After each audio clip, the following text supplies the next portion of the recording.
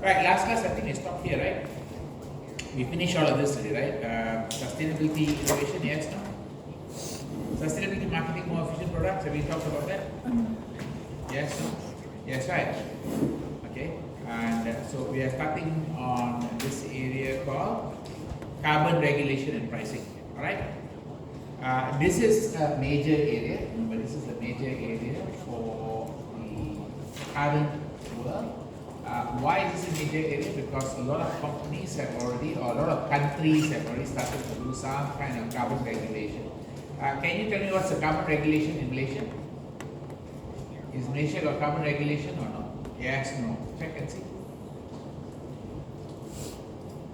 What's the carbon regulation in Malaysia right now?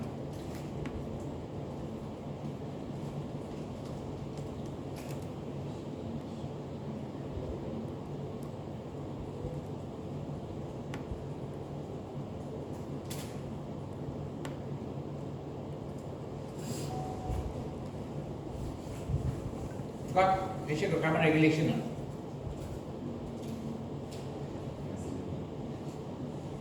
What is Malaysia's carbon regulation? What do Malaysia do?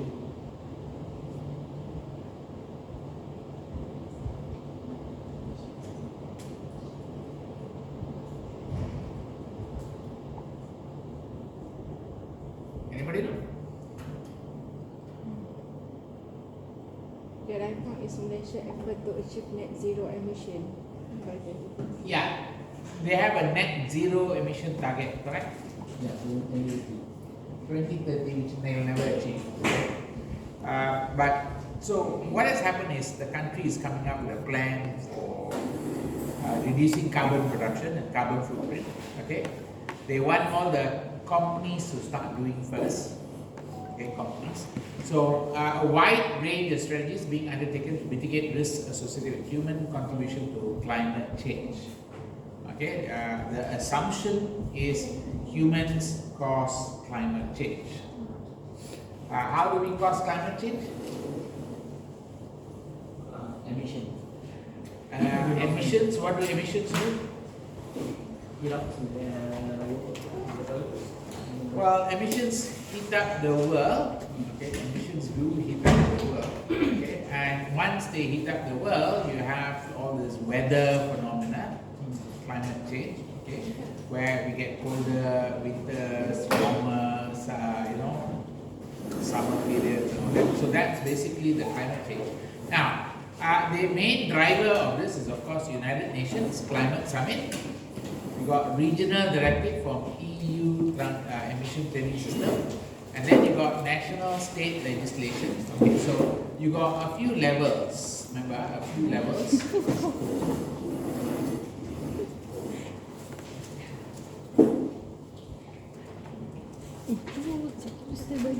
So you got carbon regulation driven by UN, CBI. EU, and then country specific. Are you clear now?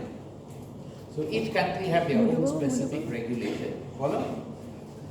That's driver of carbon regulation. Impact on business can be direct or can be indirect. Okay, these are the impact. What's the impact? Well, the impact is going to be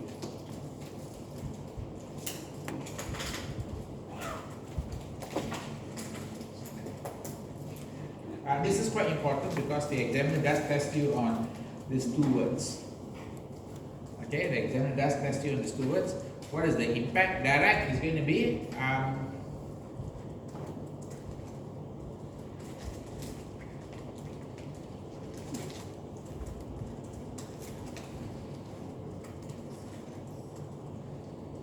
so you got energy price on one side. Okay, you got energy price on one side.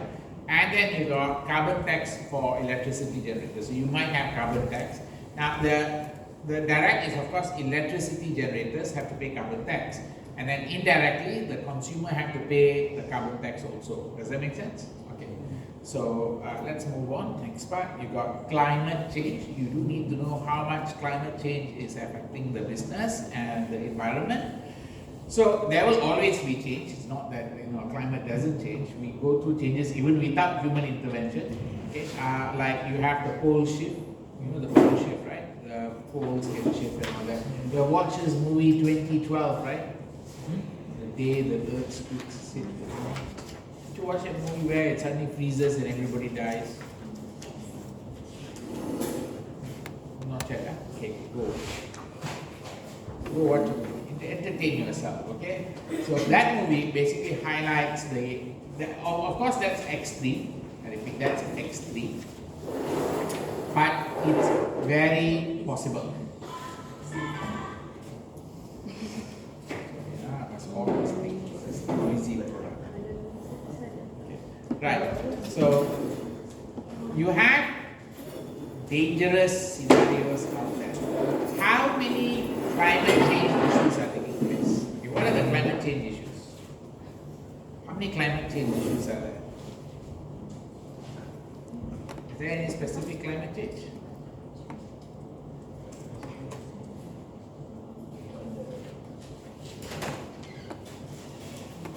So if you have climate change, you have this diagram here which talks about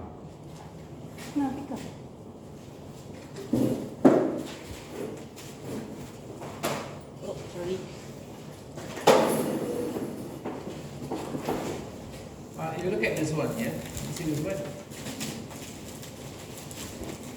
You have figure 4.7, which basically talks about how much each country is producing carbon emissions. Why is Australia is very high? Can you tell me the reason why Australia is very high? A lot industry. You do need to know this one though. Because of mining doesn't cause the problem, does it? Is it mining?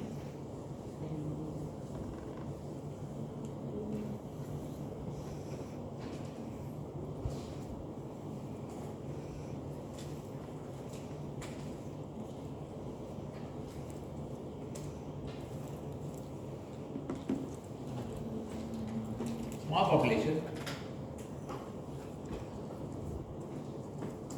Agriculture, deforestation, and fossil fuel export.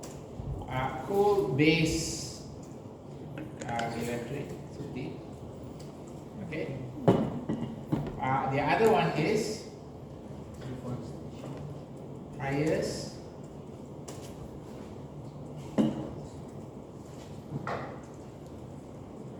Another reason why it's really big is going to be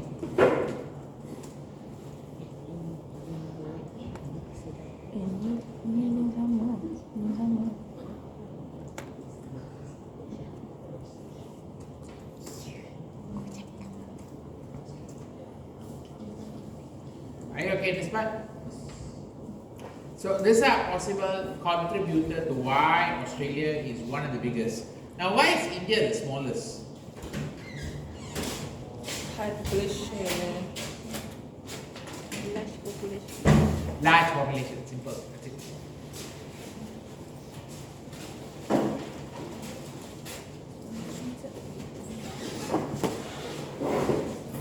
But why is it that India is so low, whereas China is much higher? They also have large population. But they have a heavy industry. Yeah.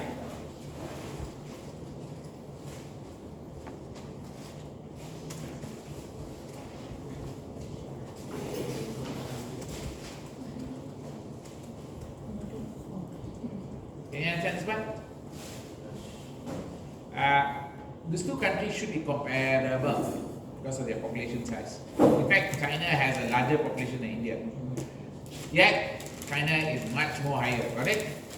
Okay, so why is that so? This is the one they have to figure out, alright? Okay, are we okay in this part so far? Yeah, so you already understand how to analyze this one. Now, the other things about climate change is you have this diagram here. Let's just say the world GHG contributor. You have this interesting diagram.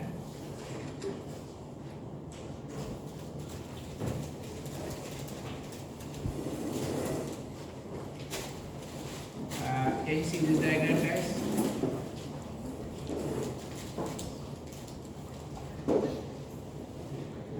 another climate change issue. Look at it in page 287.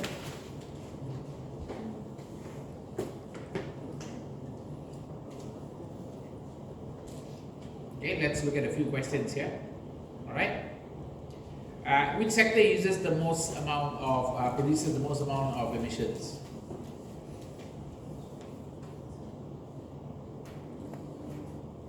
Which sector creates or pushes the most amount of emissions?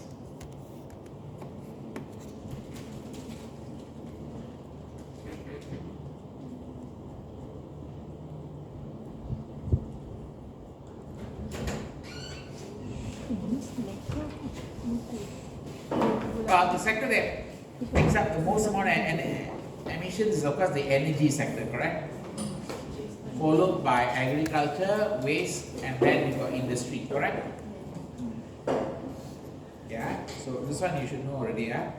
So which sector is the one the highest? You got energy, followed by Agriculture. agri, then followed by industry, then finally you got Waste. waste. So this is the three big category. Then you got sectors within sectors, correct?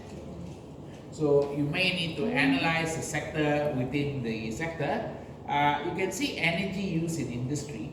Then you got transport. Then you got energy use in building. Then you got unallocated fuel from combustion. You got fuel emissions from energy production, and then that's slightly energy in agriculture and fishing, correct? So in this one, which sector? The exam question can be very specific here. Which sector within the energy is used? How many percent is used for building? 17.5. How much is commercial building? 6.6. So you may need to identify that part. Are you okay or not? Or we might say, which industry? Notice the question. Which industry takes up the most amount of specific emissions or causes the specific emission? Which industry?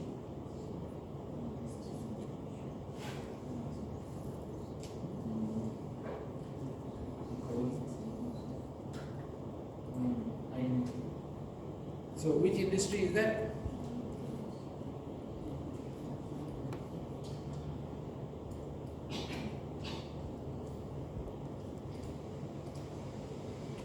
Which industry?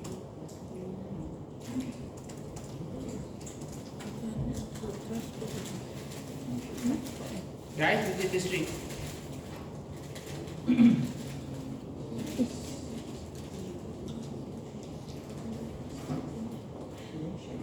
I see you have a problem answering, right? Which industry, guys? Transportation.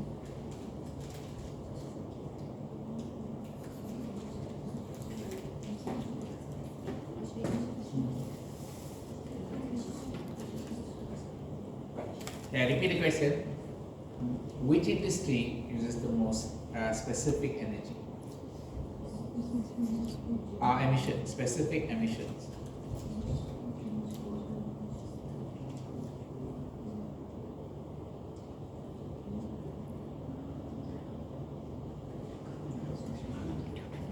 Hey, answer the question, guys. Which industry?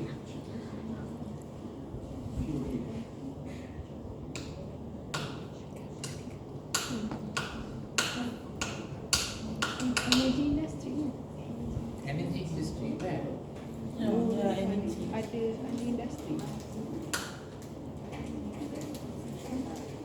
Answer. Energy. Fuel. Energy use. Energy use where?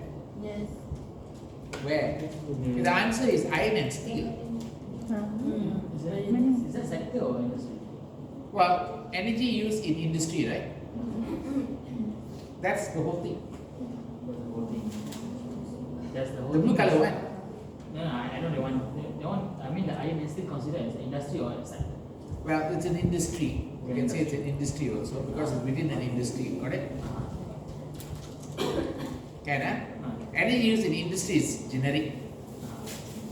So iron and steel, industry, sector, interchangeable. Does that make sense? Yeah. Some of you played other industry. Other is done line, non-specific. It's combined with others already. Are you okay in this part? So you got to be careful with what. So if I'm going to ask you, which transportation method provides the least amount of emission? Pipeline transportation is the least amount of emission. Are you okay in this part? So these are questions that you might get using this graph. Do get ready with this graph, alright? Okay, in terms of waste, which one generates the least amount of waste? Wastewater. Question mark, is grassland located in waste or located in agriculture, forest and land use? In waste. Is it both? Can you say both? Yeah. I don't think so. See properly. Is grassland waste? Since when you put grassland as waste? Yeah, it's clear cut agriculture and you have reclassified it to waste because you saw it like tengah-tengah. Okay lah, can lah. So you need to know how to look at the graph and also understand the assessment. Are we okay in this part? In terms of agriculture, which is the largest contribution to emissions? Livestock. Livestock and manure. Okay, are we okay so far on how to analyze this? Yes, no? Can Okay, so you might get a question here. Now, how much emissions was generated by cement industry? 3%.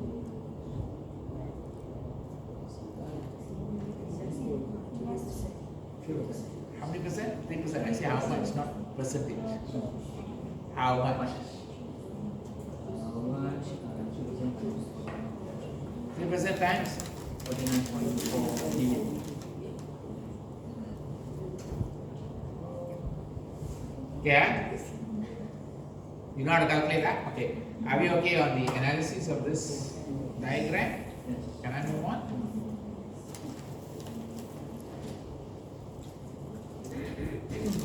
Now,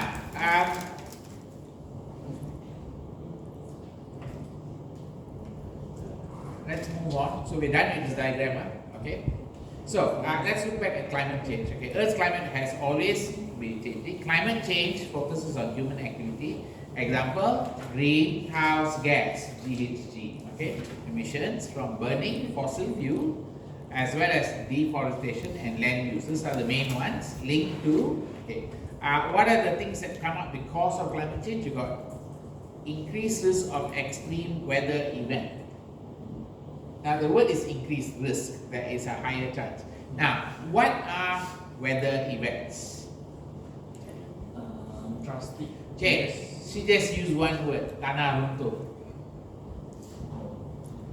Sinkhole. Do you think sinkhole is weather event? No. This is where it's harder for you to make a decision because the exam question is going to ask you things like that. Sinkhole is not a weather event. It's more like a geological event or something like that. It's not a weather event. Okay, weather event would be related to nature, which is earthquake. Yes. Earthquake no. Since when did earthquake become weather event? Earthquake is caused by tectonic shifts in the plates down there. Nothing to do with the atmosphere. But we suddenly cause all this problem by producing more gas down there shaking, is it? Okay, so notice you guys like straight away shoot earthquake as an answer, correct? Earthquake is not one of the reasons. Okay, so Flood, sir? flood, yes. Any more? Hurricane. Hurricane, wind, yes, correct. Typhoon, yes. Some more? Increased temperature. temperature or what you call sunstroke and sun, those are possible. Okay? El Nino, La Nina. Yeah. You all know what is El Nino and La Nina, right? Yes. Okay, what's El Nino? That's changes to humid. Wait. El Nino is what? What is El Nino? Please research online. Please.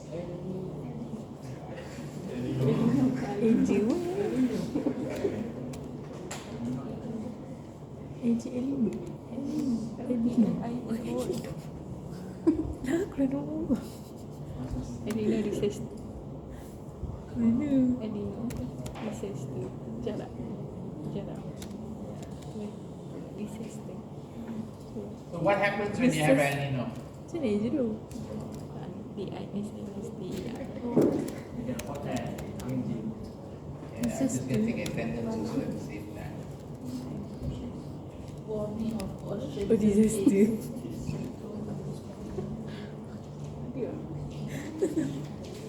Macam ni je. Your name very funny, huh? El What's the last Nino. one?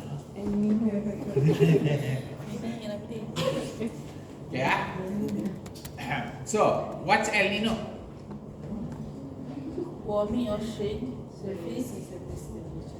So, how does it affect us? Hot air coming affect the temperature. So how? Affect the temperature, so It's hot as makes us more hotter. Therefore, heat stroke. heat stroke. Yes, sir. Check and see online. Does El Nino cause heat stroke? Check online and see. Check. Got it? Does it say El Nino causes heat stroke? Because that might be the exam question, And then you see like heat stroke. Yeah, correct. Oh, it causes heat wave. Heat wave causes heat stroke. Heat wave. Does the heat wave cause a heat stroke? In severe cases, yes. But what's the more likely problem? No. Heat wave, what's a likely problem for heat wave? Okay, now notice the words I'm using. Most likely. People suffering heat stroke or something else? What is it? Google said affect the marine life. Affect marine life somehow? Anything else? Drought, flood, crop failure. Okay. Now notice this one. Drought, flood, crop failure, marine life, heat stroke for humans. Which one is of the highest priority for a company?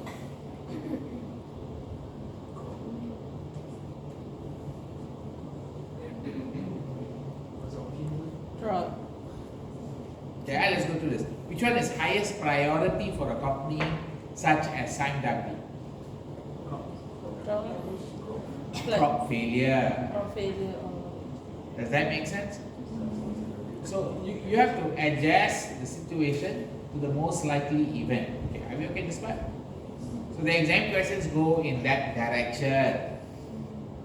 Alright, okay, so increased risk of extreme weather event, increased global temperature, right? So the average temperature goes up, melting of snow and ice and higher sea level. Now what's the problem with melting of snow and ice?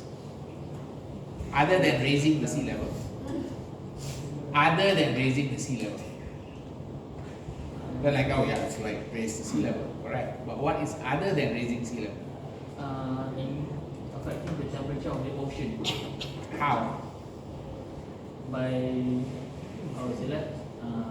integrating the water from the ice cube and the water in the Pacific Ocean, for example. So regulate the temperature, it will affect the marine life. It will affect the marine life. It's actually about the water, the salt level, and the mixture. And then, have you seen Finding Nemo? Yes. Yes. In Finding Nemo, how does Nemo travel from wherever he was to Australia? By the water current. Using the water current. Remember? With the turtles. Yes. You all remember that, right? Yes. Why you all remember all this nonsense? I ask you to remember things for studies, you cannot. No, I tell you about me, yeah, I remember that. Yes. So that current is the one that might get affected when the salt level changes due to melting of the snows. Once that stops, imagine, like, you know, the car has a radiator to cool the engine. How does it work? Solar radiation. Not solar radiation here. The car radiation. Okay. Car radiation. So the car has a radiator. What does it do? Heat the car. Heat the car. No. The radiator's job is not to heat the car. I think you didn't take what Amal? What is that called? The home science, is it? Did they send you to look at the car? No. Wait, did you take your driving license yet? Yes. Didn't they teach you what is a radiator for? No. Cooling system. Cooling system. Okay, how does it work? It takes the heat from the engine and then brings it to the front where it gets cooled off, and then the cold water goes back up and goes down, and that's how the temperature is being regulated. Are you clear now? So the car has a radiator, the earth has a radiator, which is basically the different salt levels. It'll take the heat, hot water, and send it down to the cooling place, and then brings it back up, and there's a current flow. So if there's too much water and the salt level changes, that stops. That stops, the earth's temperature will go up very fast.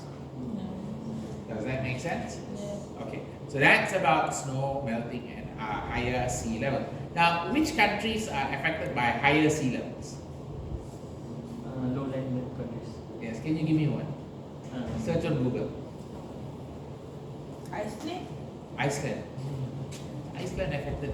Which country is very affected by higher sea levels? Antarctica? No. It's a nice question, but kill you. Search online, please. Vietnam, Japan, Netherlands.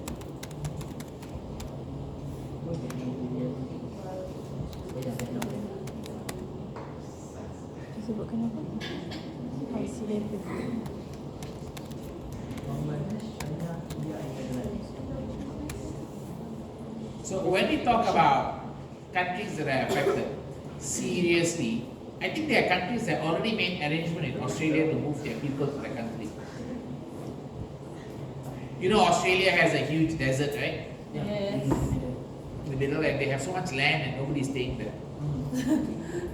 Banyak kangaroo, the snakes and spiders, but they don't have people, right? Yeah. So they made arrangement with countries that are affected by climate change in terms of the rising sea levels, because these countries will sink. So which are the countries that will sink? Which countries? Netherlands. Netherlands has always been below the water level. They already sank long time ago. Don't you know Netherlands lives below the water level? You know or don't know? Venice also has been living in below water level long time ago. Yeah. Their sea level rise doesn't affect them actually. You know why? They go like, we know how to deal with it. Clear? Now, which countries don't know how to deal with it and they don't have the infrastructure to deal with it? That's Bangladesh. Bangladesh, yeah, but Mauritius, Maldives, this island, Samoa Island, this islands country, island-based countries are the one affected by this. Okay, right. So you got the United Nations IPCC established in 1988. The term greenhouse gas covers all gas that has greenhouse effect, which includes CO2. But everything is everything is converted to CO2. So cows produce what? CO2 or methane? Methane when they fart. Are you clear? That methane is then converted into CO2 equivalent. Are we okay in this part? So there is something called CO2 equivalents. Okay, and so emissions are converted to carbon dioxide equivalent. That's the carbon emission. Everything they convert to carbon. Okay. Australia, relatively high carbon emission, reflects country status as world biggest exporter of coal, so they become an indirect contributor to this issue. Let's move on.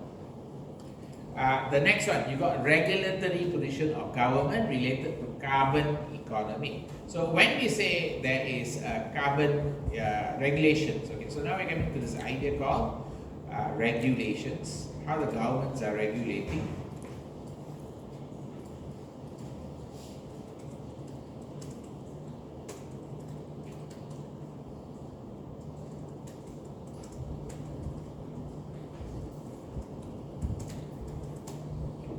So there are two ways in which the countries have been trying to respond to this. One is called carbon tax, and one is called carbon trading.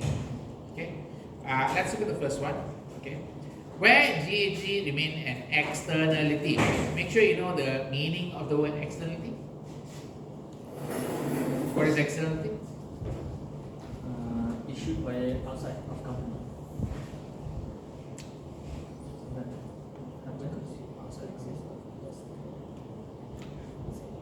So you're using your English, aren't you? No, I mean it happens naturally. You're using your English, aren't you? This is an economic term, very specific meaning.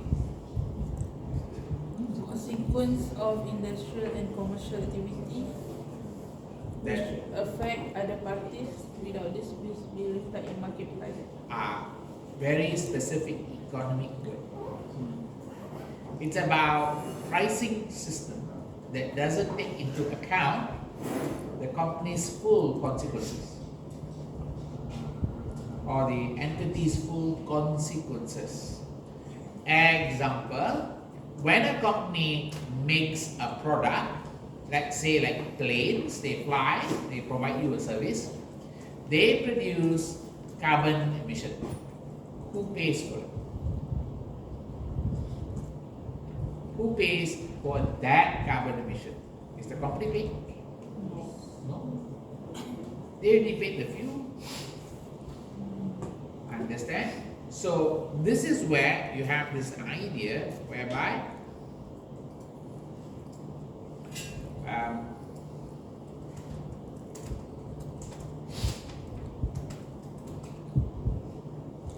that US $5 per ton of CO2. This is example of taking care of externalities, whereby somebody has to come up with a regulation. Do you understand the logic right now? Okay, so the logic is by 2050 achieve net zero CO2 emission. Okay, they're starting to charge all the companies. Okay, how to pay for the taxes and so forth. It's a very complicated idea because if the plane flies from Malaysia to, let's say, UK might have a different tax rules for carbon. Malaysia has a different tax rules for carbon. So how does the company pay for the carbon tax? Should they pay the country where they started the flight, or should they pay where the country they landed the flight? Anyway, they didn't fly, the carbon is being emitted only a bit here and a bit here. It's across the journey. So this is the big part about carbon taxation and about externality. Who take care about the external costs? Yeah. So externality is more related to, remember, companies do not bear full cost of emission. That means when they do something, they don't pay for it. So if you look at a company that accidentally pollutes the river and then causes all of us to suffer because there is no water, did the company get fined? Yeah, 5,000. Is that too cheap? Yes. You understand now? For making everybody suffer, he only got charged 5,000. Yeah? So, focus on economic incentive to reduce emission through regulation or carbon pricing. So there is this economic incentive. That means giving companies some incentive to reduce their emission. So, argument for carbon price, tax on carbon emission trading schemes. So there's two taxes or carbon emission trading scheme. Makes carbon intensive production consumption more expensive. So create incentive to lower carbon alternatives. So the idea here is if a company is high carbon intensive, meaning a lot of carbon emission, they need some carrot and stick. Okay, so the word we're looking at is this one.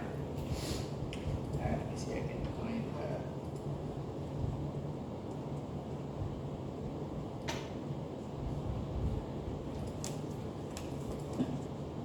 Give me a second.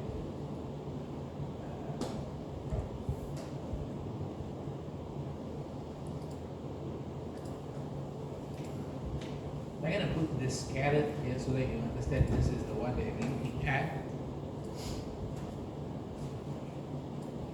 So you need a carrot. Where's the carrot? That's a carbon trading. Okay. You may need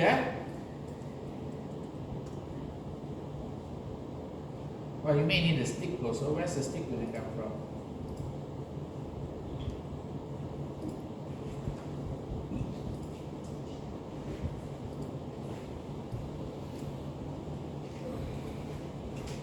So you got this carrot and stick approach of making people regulate themselves. Now remember, they are all trying to address one issue.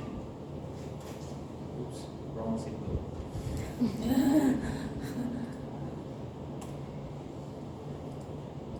They're trying to deal with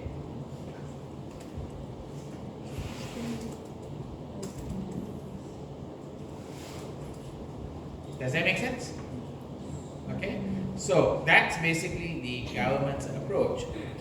So now, government aim for scheme that will have the highest impact on the environment, minimal impact on the firm's cost and resource. So they have to balance those two things. Number one, they want to lower their emission. Number two, they don't want to make it too costly for the business to do operation.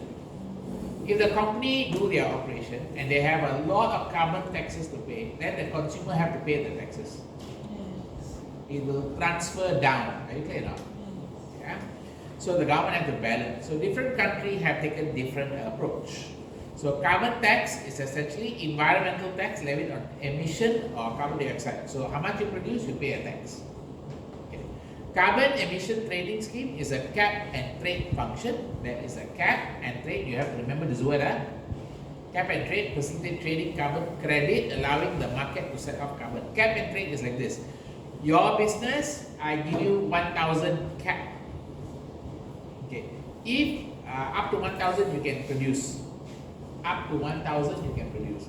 Now you produce above 1,000, you must buy credit from somebody to bring it down to 1,000. Are you clear? Now, your business is given 1,000, but you only do 700. So you have 300 spare, you can sell to people who need it. Okay, are we clear this part? So that is cap and trade. How the companies manage their carbon is they have to have their own measurements and all that to report how much carbon. So this is facilitate trading carbon credit, allowing market to set carbon price. So there is a pricing for carbon. The key difference between emission trading and carbon tax is that trading provides quantity certainty. Yeah, how much quantity? Carbon trade provides quantity certainty, whereas carbon tax provides price certainty. So this one you have to remember. So carbon tax gives price fix. This one is quantity. Are we okay with this part? Okay, so these two locks are there. Now, on top of that, you do need to know that there are certain countries have gone in a certain direction when it comes to carbon. Each country have their own view. You do need to know which country has done what.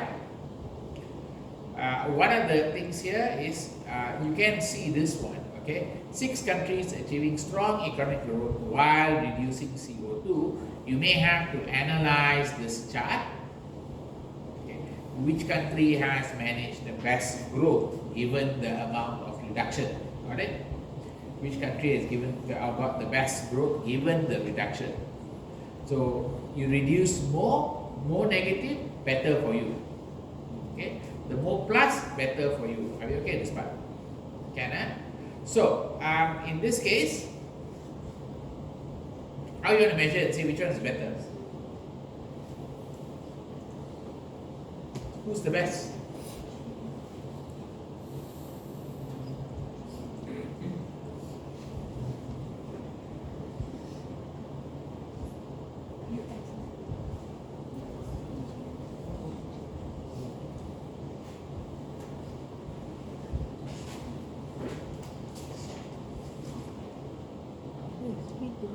That's the best. Ambil kunci kiri. Sedikit tu kan lagi bawah lagi. How to calculate? Itu yang biru apa? The economy growth 31%. Biru apa? The emissions dropped 22%. Oh, by minus.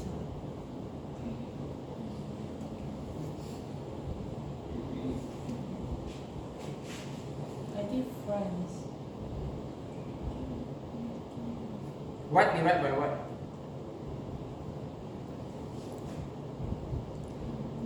Carbon emission divided by GDP. What ratio you're going to use?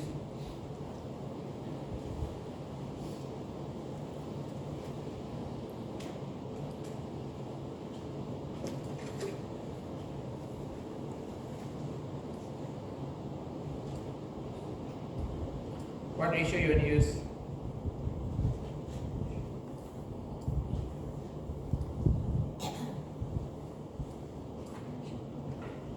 Guys, what ratio you going to use?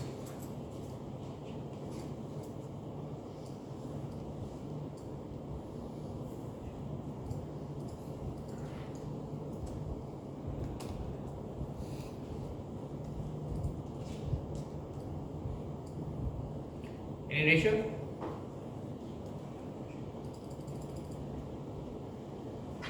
Guys, what divide by what?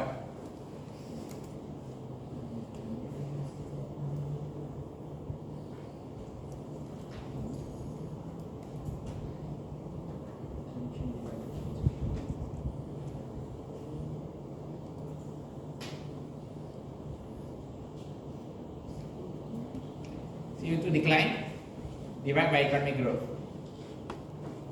Divide, what do you get?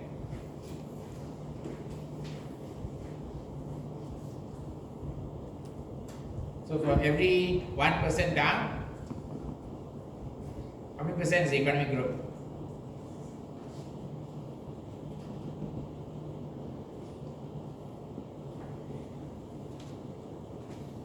France, France get the best one, 0.7.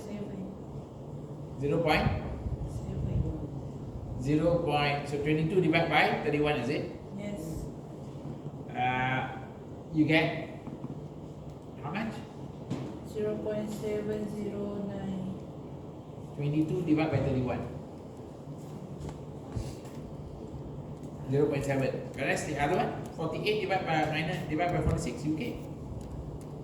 0.9583. So maybe you need to see this slightly different. Okay, change it to 100.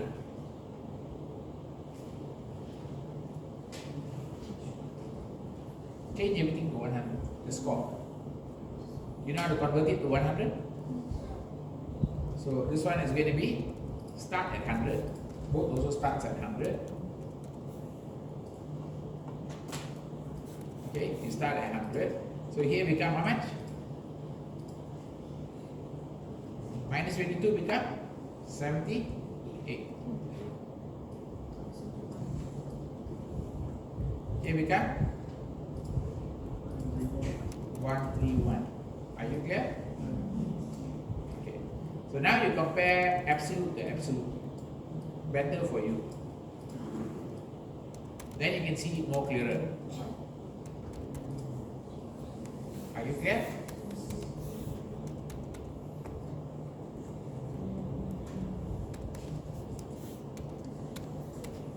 So who's best?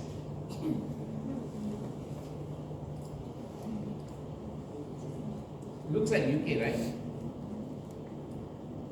Yes, no? UK is the least amount of growth, whereas highest amount of growth, and also here is how much? 64, is it? 54.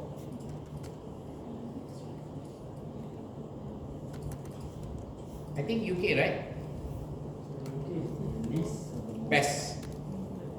UK got the best economic gain and the highest fall in the emissions. Are you clear now?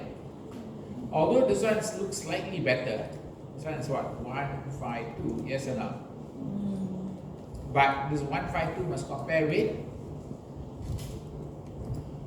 what is that? Here is going to be 71. So their emissions doesn't go down that much, correct?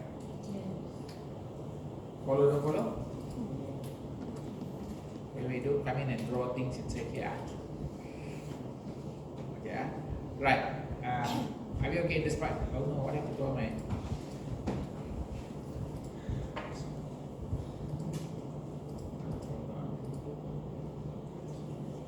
Give me a second. Okay. Right. Are we okay in the numbers part? So UK appears to be the best, yes? No? Because they reduce their emissions the most. Are we clear? Can So when you put it to absolute term, easier for you to see. Sometimes you need to convert the data from percentage to absolute to see clearer. Does that make sense? Okay. This is one idea. Now the next idea you have here is this one. I'm going to look at country that have ideas. Now do pay attention to the examples. The examiner does like to test the examples. Okay, so over here, what did Switzerland do? GHG emissions, they found they are higher than target level, prompting government to increase carbon tax from $88 to $100, $101 per ton carbon tax. Government also proposed the amendment law to allow maximum possible carbon tax rate to be much higher than earlier determined. Increase maximum carbon tax from 126 to 221. Already the world's second highest carbon price. Okay, no?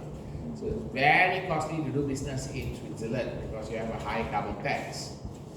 But plans biannual increase the tax rate if target not met, meaning price could reach US 221 levels by 2028. If effort failed in 2021, they propose CO2 Act failed to pass referendum. Now still expected to miss even their smallest goal. Okay. What's the problem here? Okay, now pay attention to this. What's that sentence?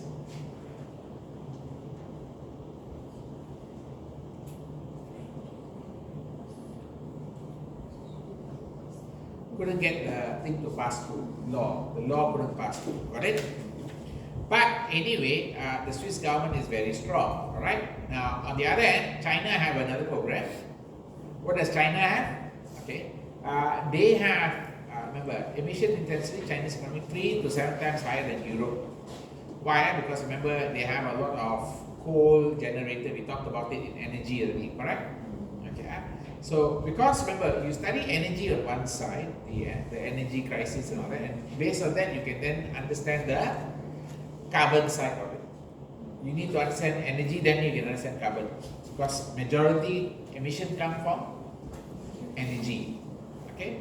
So, they developed China's national ETS, emission trading scheme. ETS is emission trading scheme. Alright?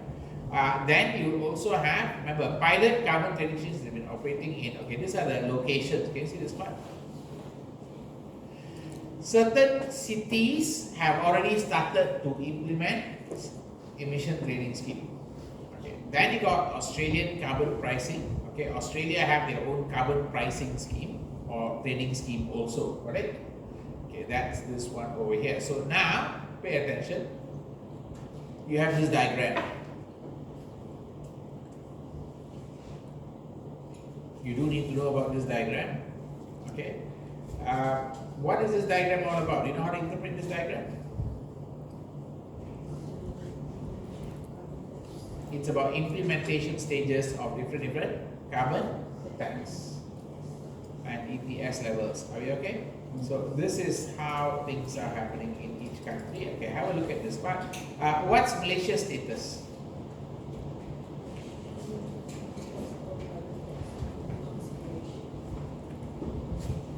ETS or carbon tax under consideration. Now the problem with this diagram, it's a hopeless diagram.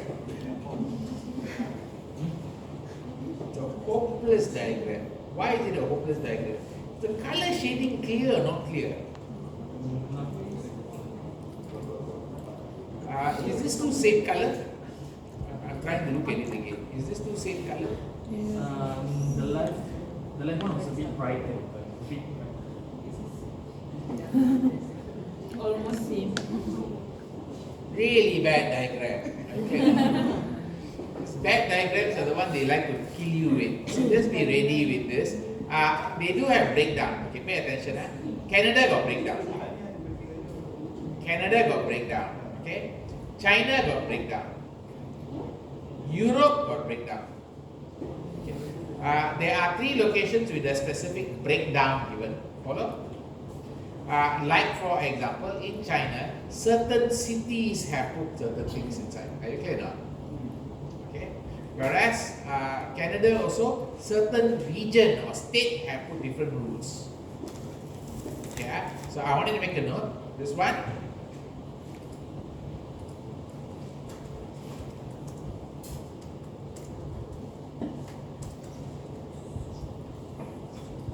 Are you okay this one? Whereas this one over here is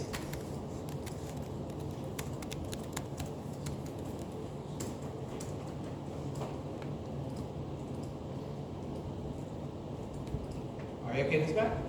Now if you go to EU,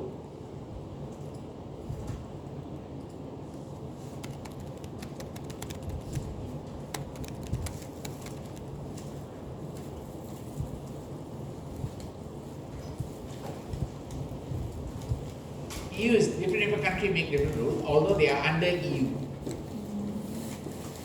Follow? Yeah. So these are the big ones. Now the next thing from this, you can see another graph. Have a look at this graph. There. These are carbon prices as at April 2022, right? Which is the most expensive carbon price? Uruguay.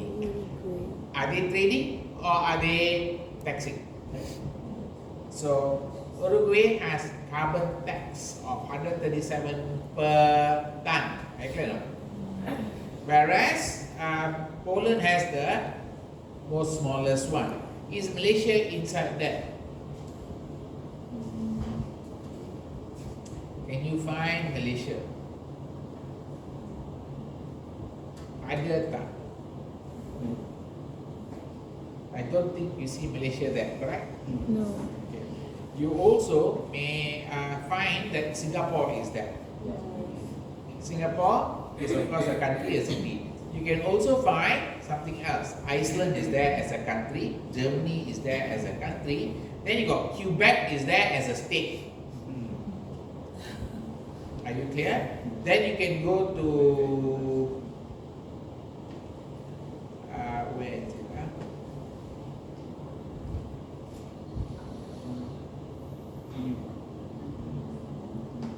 Maybe show first. Ireland, Switzerland, Finland, European Union is a collection. Are you okay in this part?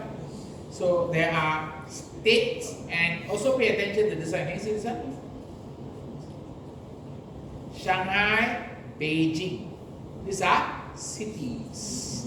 So that's why earlier on I did highlight to you by this one that there is states, there are countries, and there are also cities.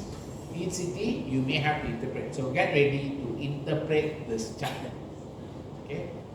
You may have to interpret this chart. Are you okay in this part? This is the 2030 carbon price corridor. Okay, now done. So let's look at the next part. So are we okay in this part? Now, key difference between emission trading and carbon tax is trading provide quantity certainty and then tax gives price certainty. Okay. Now, how are business enterprise likely to be affected? Okay. Now, first part, firm likely to look for other energy source to become more efficient. They want to reduce their carbon, so they must look at better energy, because remember, energy is the most largest contributor of carbon. Okay. Impact will vary by size, industry. Carbon tax is a fixed rate tariff. Low income earner pay the same rate as high income earner. May be excessive for some social groups unless sufficient compensation, meaning some companies like SME might suffer. SMEs may not be able to pay for the carbon tax because for them not so fair, alright? Likely to be substantial increase in business input costs. So if the country introduces carbon tax, your electricity cost goes up, your transport cost goes up, your waste cost goes up, okay? Now, consumer pressure for low emission goods. There is some pressure, not a lot, okay? Do you care that your production was low carbon or high carbon? A bit. But you're not bothered, are you?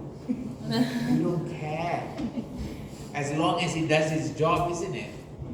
Do you care that the McDonald's beef is high carbon product? Don't know. I think they said that the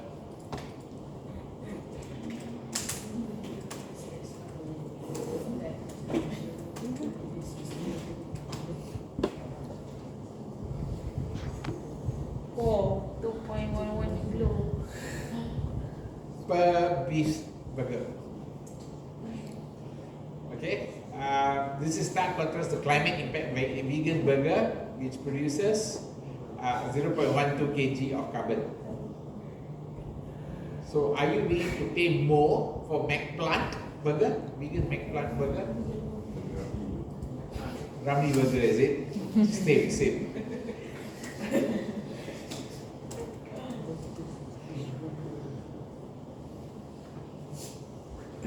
Fast food company reducing the amount of, they're trying to dramatically reduce the amount of beef itself because beef is correlated with carbon emission. If you sell that burger, your carbon emission is high, you actually get taxed.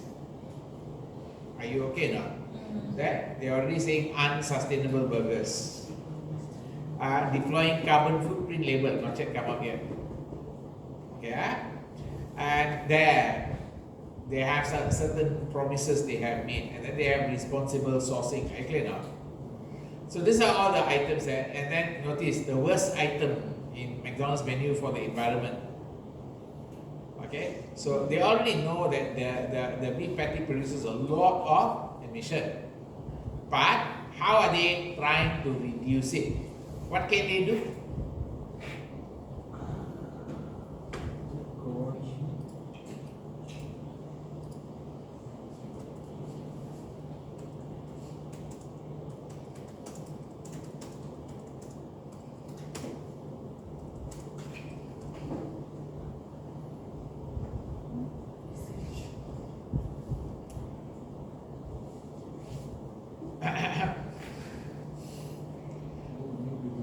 They need to do research, R&D on the cow. They have to stand behind the cow and smell the kentut. This is their special R&D job.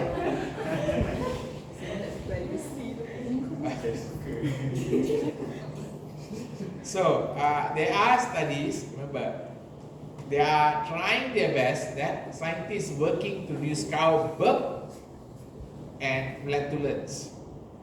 The cow burp also got high methane, the cow fart also got problem. Are you clear now? So they are studying how to reduce this. How? How to reduce? The type of feed that give to the cow. What type of food they give to the cow? So they started saying that food seaweed there. Now leading candidate as one synthetic food that can reduce methane emission by cow. The other finalist is red seaweed. So this is a major business. What should you go? Become a red seaweed production company. You can become a multi-millionaire. Why? All the food industry use. Not all the food. Some. Only the cattle industry needs this to reduce their emissions. Are you clear now? Okay. So, not insignificant. It seems the cow detests the taste. Unfortunately, they don't like it. Eat less and produce less milk. Got problem also. lah. I see. You want milk or you want CO2? You are FGV, cow farm. How you want to handle this problem, right? Okay, Yes. right. So that's basically the companies are responding to this. Okay, a carbon tax fixed rate. You got remember? Accountant need to be aware of current potential initiative in place in the country which as entity operates, see what they have to follow. You need to examine investment in low emission technology. You also must consider opportunity and risk like long-term supply contract, budget, and whether you can comply or not. So as your role, you need to know as accountant, what are you supposed to do in this case? You need to know what's the accountant's role here.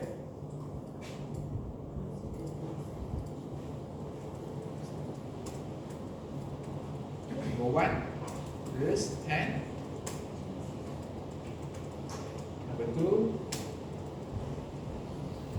compliance. Number three,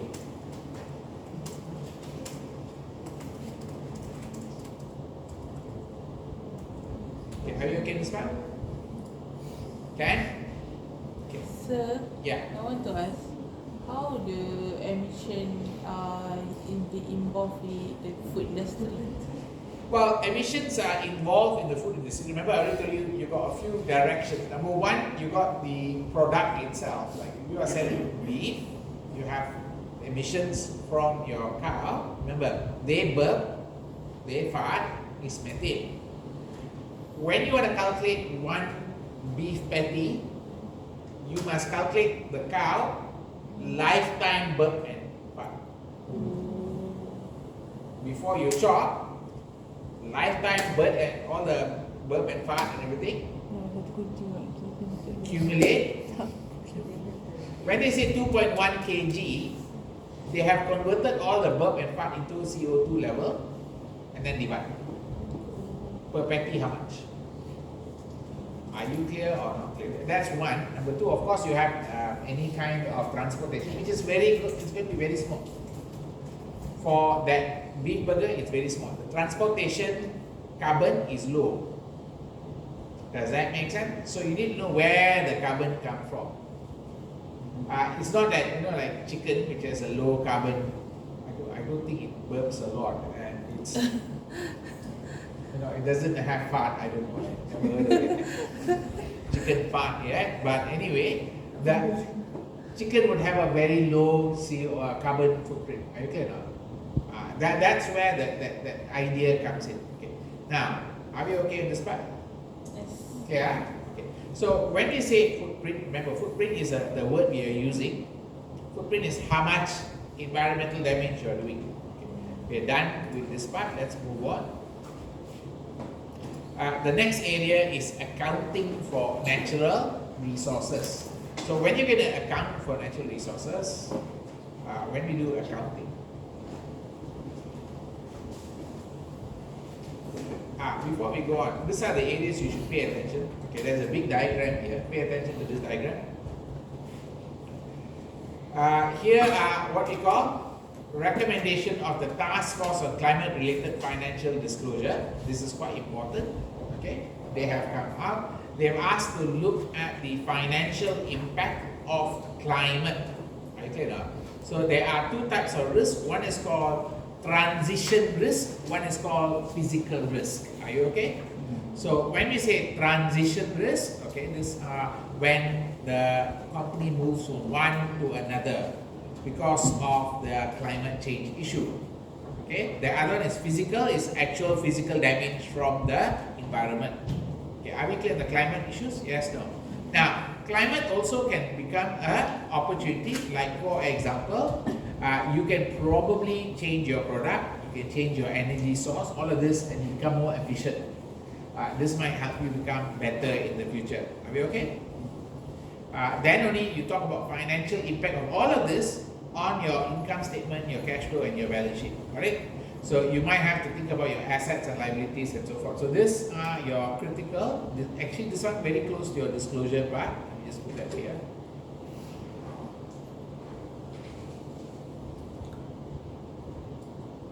So this is the big one for disclosure, just be aware, okay? So when you say, remember, the part here is accounting for natural resource, okay? But this is not only accounting for natural resource, this is also accounting for climate change, okay? So the other part that you're supposed to be aware of, okay, have a look at this one. What are transition risks? Okay, mark this one highly examinable current cycle. Because of the ESG importance, CPA has already highlighted they're going to test more of this already. Okay, did you study this in your EG? The new EG? Yes, no, don't have. Okay, so you do need to identify different type of transition risk. Are you okay? So here you got increased pricing of GHG emission. Therefore, your cost might go up. Your operation cost might go up. Your higher compliance cost, your insurance claim. Enhanced emission reporting obligation. You have to write. You have to explain more. Okay. Mandate on regulation, existing services, or exposure to litigation. You might get sued because of your climate issues. Now, how is this going to be an impact? It might cause a write-off on your accounts of certain assets. You might have to do asset impairment, IS 36, okay? Or you have to retire asset early due to policy change, meaning because the government changed the whole thing, you have to take the asset and decommission it earlier or stop from usage earlier. Increased cost, reduced demand for product, resulting in and you might have fines and judgment because of your climate compliance. Have you okay the policy legal risk? Okay. Next one, you got the technology risk. Substitution of existing product with lower emission options. So your product must change. Like right now, you already saw the cows. They might have newer cows that are coming up sooner or later, yes or no? Newer breed of cows that are probably less carbon intensive. Okay, that might be one, right? So you might have to change the technology. Unsuccessful investment in new technology. You might invest in a new technology to cut costs, and then it might completely fail. Okay, and that might be something you have to write off. And then cost of transition to lower emission technology. So you want to move from, let's say, boiler. Remember, I talked about boiler to you all, right? From boiler to solar. You want to move from boiler to solar. Boiler has a lot of emissions, so you want to move to solar. So if you move to solar, okay, you might have to think about the capital investment, how much money you have to put in, cost to change the processes. You got your R&D on new technology. Okay, you got less demand for your services. You might have to write off your technology or your assets because they are outdated already. Okay, so that's the financial impact. Then you got market. You got changing customer behavior. You got uncertainty in market signal. You got increased cost of raw material because of this. And the impact might be the company have less demand for their product because it's not environmentally friendly. There is higher production cost because now you have to pay for energy and so forth. Abrupt unexpected shift in energy costs suddenly because the government might suddenly start pricing like what happened in Sweden and Switzerland. Okay, change in your revenue in terms of what you can sell, cannot sell. And you might have to reprice assets. Your assets might have to do a revaluation. Correct? Okay. Then you got reputation. You got consumer preference shift. People don't want to buy your product because they see it's environmentally damaging. You got the whole sector got stigmatization. Okay, you all know the stigmatization, right? That means everybody say you are a bad organization or all companies there are bad. Are we clear? So when the whole group gets classified as bad, then people don't want to support the situation. A good example of this, I repeat that, in America, the recent election, they made current government as stigma. They stigmatize the current. They say the current government stupid, current government don't know what to do. Just say the current government. So they say like, okay, because people say, oh, current government is bad, we shift to the Donald Trump, are you clear now? As an alternative government. Okay. They didn't know that alternative is worse off lah. Just that they didn't feel it properly. Now, increased stakeholder concern or negative stakeholder feedback because of this. Now, all of this could then reduce your demand, reduce your capacity for planning or production. You might have reduced revenue from negative impact, or you got reduction in capital available. You do not have people giving you money. Okay, these are called the 4 transition risks. Okay, then you have 2 physical risks. Okay, what's a physical risk? Acute and then chronic. Okay, let's look at acute. This is increased severity in weather events such as cyclone, flood. Okay, now a good example for acute is the oil industry, oil and gas industry, where they always have cyclone and hurricane and all that, and they have to shut down. They have to shut down their operations and wait. You can for the whole thing to pass, then they can start back their operation again. Now, how easy is it to shut down and start up? Is it like press your car, start the engine like that? Is it? No, it's very hard to shut down and start up. Are you clear? It takes about a week plus to shut down. You have to shut down everything, of every single part of the operation. Then you want to start back, you on every single part, check. Then you have to. So in your mind, you must understand, shut down and start up for a big operation is not easy. Does that make sense? Because in your mind, you might say shut down, start up is just like starting your car or something like that. It doesn't work the same. So there's reduced revenue from decreased production capacity. Okay, you got maybe transport difficulties, supply chain interruption. Now, chronic changes in precipitation pattern, extreme variability in weather pattern. Okay, this may be the amount of water that goes up and so forth. Okay, humidity level. All right, humidity level. You got rising mean temperature, rising sea levels. Now, this probably affects where you got reduced revenue and higher costs of negative impact on workforce like health, safety, absenteeism issues. Okay, like heat stroke and all that. Okay, then you got write-off, early retirement of assets. You got increased operating costs, increased capital costs. You got reduced revenue and increased premium for insurance. Now, here's a question. Right now, there is a problem in terms of where is there a volcano eruption? Where? Bali.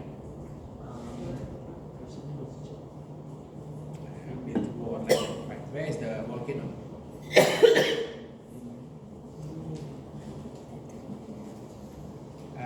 Volcano. Which eruption?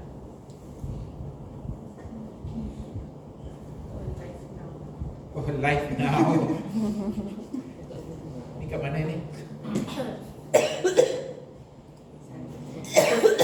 Not live now lah. Live now ah?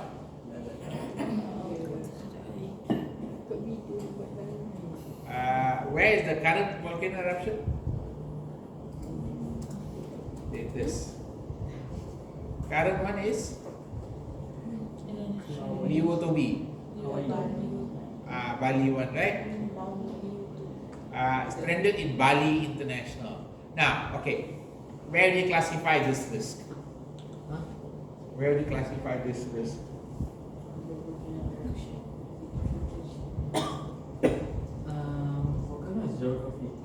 Very good. That's what I was trying to prep you with. Are you clear now? This is not inside here. Are you clear now? If you had accidentally put it under physical risk, then you got a problem already. Got it? Can I? Because this is what? Climate related risk. Are we clear? Climate related risk. Can? Okay. Here's another one. What's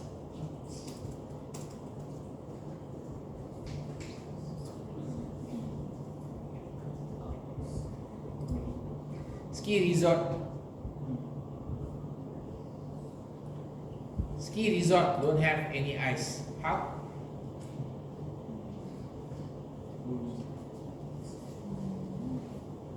Snowless ski resort. Preview of winter in warming world. Nah, that's all the ice they have. Like jalan aja. This is very sad. Okay. Now, question mark. Where would you put this? Don't worry, I think we will have snow in Perak very soon.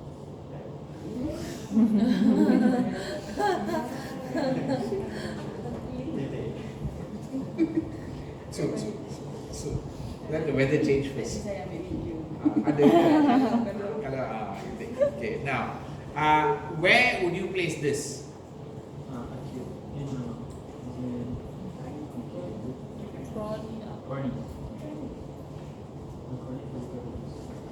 Is it chronic? Yeah. Rising mean temperatures. Clear not? How will it affect the company accounts? Tourism. Tourism is not in the company accounts. Did you find an account called tourism? How does it affect the company accounts for such a business? Which business am I talking about? This business. How?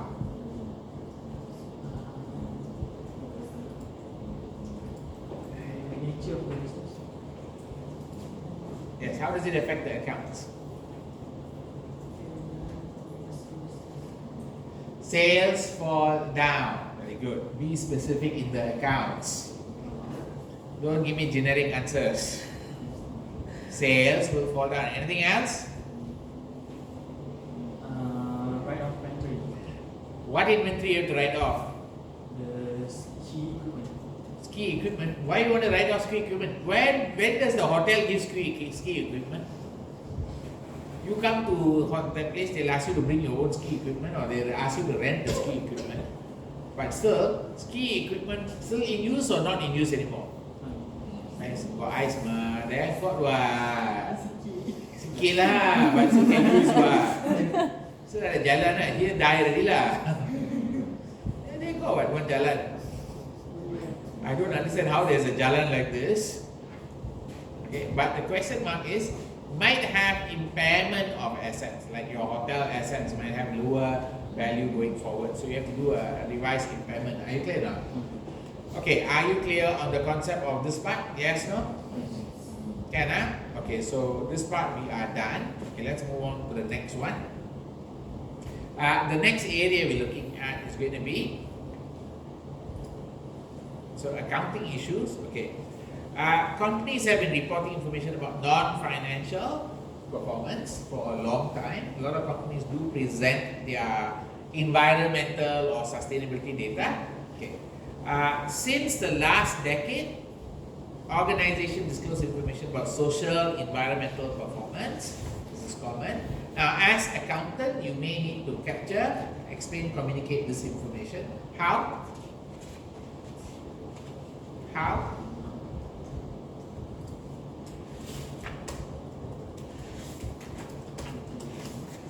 So we can look at Shell. Look at Shell. Shell has sustainability report, which you can ask, and they have their online sustainability report. Does that make sense? Okay.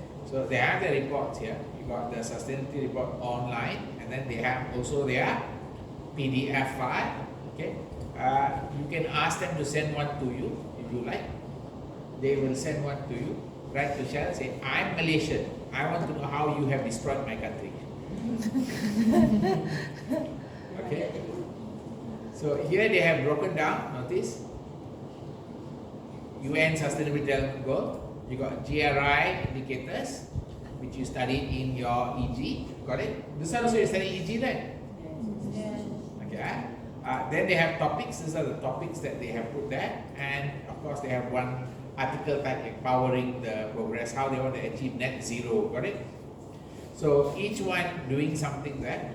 These are your data tables. You can go to the data tables and you can see how the company has data on their performance. Got it? So here, let's look at their charts. What are you looking at? Maybe you look at their social data. Got it? So the company does produce this data. There must be an accounting system to support this. You can't just simply get this type of data. Does that make sense? You do need to get on the dynamic chart, see charts coming out. Okay. so these are their data. They do publish a lot. Okay, they do publish a lot. So, accountant need to prepare for the likelihood that some externality will become internal costs. There's a chance. Okay, in Malaysia it's happening already. Okay, integrated reporting capture financial, non-financial element of business performance, aim to provide a keyword more holistic view of the organization. When we say more holistic means, okay, you want to show a wider view of the company. So remember your integrated reporting, 6 capital? Yes. Okay, so the 6 capitals are there. So let's go into physical accounting. Okay, this is also known as physical management accounting. All right, this is where you account for the material use. You report on the amount, different type of physical material, volume consumed or transferred. So this one, the whole reporting will look like this. They probably have, so remember we're looking at physical accounting.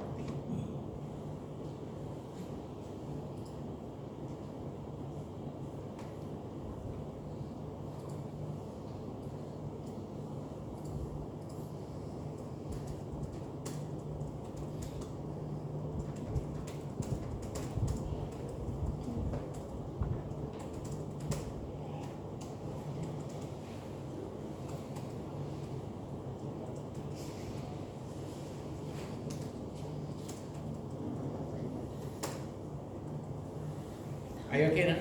So you might have to talk about how much material go in, how much material come out, and you have, in terms of raw materials, you have finished goods, and you got waste. Does that make sense? Yes. You have to break it down and analyze that part. So you got consideration of waste, commercial sustainability, continuity of supply chain, effective use of resource. Social ethical outcome of use of physical resource must be considered. Okay, now social ethical outcome. Okay, make a note of that one.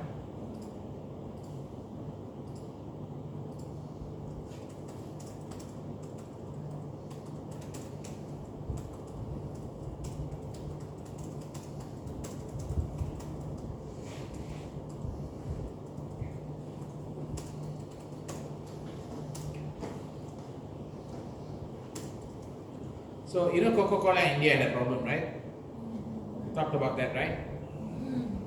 The use of water.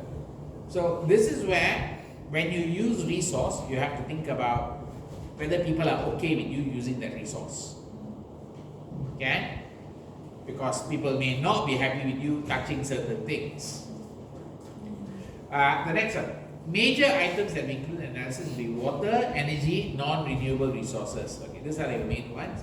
Changing how raw materials are obtained, processed might impact long-term viability of the company's profit. So that's one of the ideas you have to think about. So because of this, remember, because of this area, you will then think about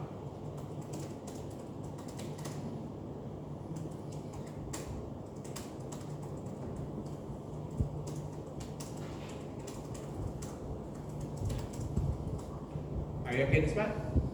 Okay. Next part that we're going into is going to be, you got environmental management accounting, which you studied in your SMA a bit. Okay. So under environmental management accounting, financial costs such as your monetary cost of water, energy, disposal costs is taken into account. Cost of compliance or non-compliance with environmental regulation. Comparison of costs between supplier and different sustainability practice, and reputation costs in consequence of ignoring. So how many items here? How much is the environmental cost?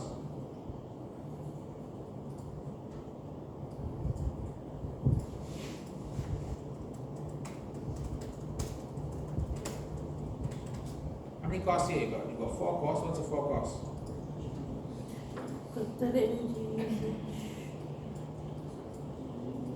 You got the first one is financial cost of direct use. Financial cost of direct use. Got it?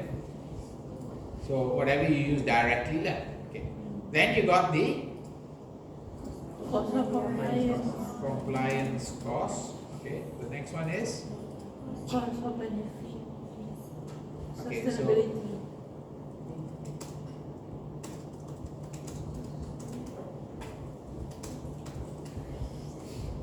Last one is reputation cost, correct?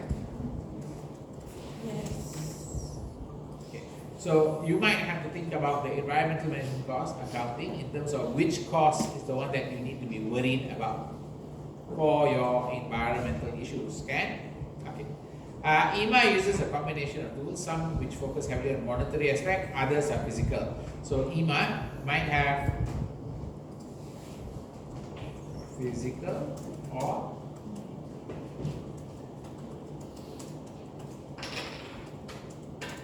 call it EMA or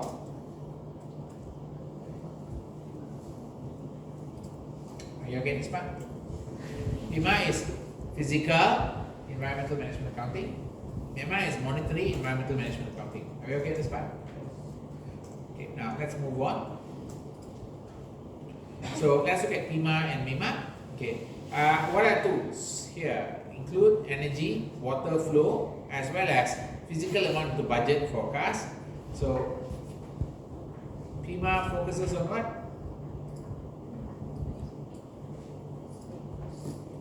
Water, some more? Material and energy. These are the major areas of PIMA. Okay, physical amount. Capture the total energy. Identify usage within peak and off-peak period. Okay, peak and off-peak period is not relevant in Malaysia because we don't have peak and off-peak period. We have like standard. Okay, but if you go, but I'm not so sure whether the government have actually got set up something like that. Let me see first. TNB peak and off. Got lah.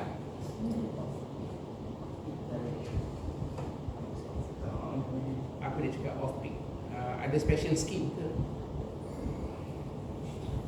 Ada banyak rider ini. Medium voltage, general, enhanced time of use. Apa itu? Dia pakai suka hati je kan? Peak time now reduced to 4 hours from existing 14 hours. What's the peak time? Saturday, Sunday, public holiday is off peak. I don't know apa peak. Peak day is what time? What time to what time? 11 to 12. And then I don't know where this is happening. In Malaysia. JP kat Malaysia. Tak dengar pun. Tiba-tiba ada peak off peak. Senyap-senyap dia roll out but don't tell anybody how to cut their electricity costs. Because you know, if I tell you means you will know how to cut your electricity costs. So like, no, we won't tell you, you just use. So, when is this? Customers enroll in OPTR enjoy 20% discount. Off peak from 10 p.m. to, so whatever you want to do, iron oil, do from 10 p.m. to 8 a.m. You iron before that, you get charged higher. Tutup lampu semua tidur, then you on the aircon at that time only. This one is I think for business lah, not for individual lah. Okay, so this is relevant for the company. So you can see this word lah, that identify usage during peak and off peak, and then try to maximize off peak usage. Got it? Okay now. Okay. So a factory want to use off peak, what must they do? After 10 o'clock only start working. 10 maximize. Are you clear now? Off peak period. Okay. Assess emission from energy use. Now, if you have emission from your own energy you use, if you don't have your own energy, then you calculate from TNB. Okay. Retrofitting high use machinery in meter to assess energy use. So this is another one. Find out how much energy used by each machine. Are we okay? Now, NEMA basically looks at costs incurred. Okay. Here is, remember, how much electricity, how much water, all that. All right. Okay. So many governments all size do not track costs of energy and waste use, wasted related items like cost of waste, handling, recycling. All of this not being calculated. Okay. Specific tools to achieve this include, so you got ABC, activity-based costing, life cycle costing. So those are the things that you might use to improve your IMA. So this one, make a note. You got life cycle costing, and you got ABC, or we call it EABC, environmental activity based costing. Are we okay this one? Okay. So that covers this one. All right. Let's move on to this one. How to manage your environmental costs? Well, you can manage your environmental costs by doing what?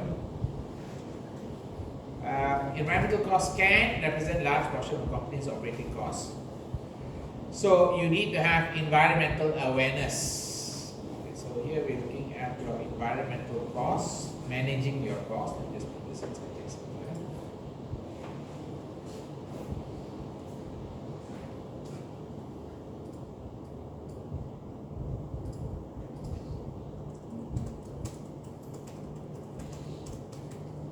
What's the first step you can do?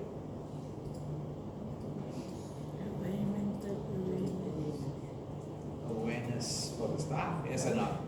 About how you are impacting the environment. Okay. Business risk reputation damage by not managing their, so you got reputation damage, so you must look at your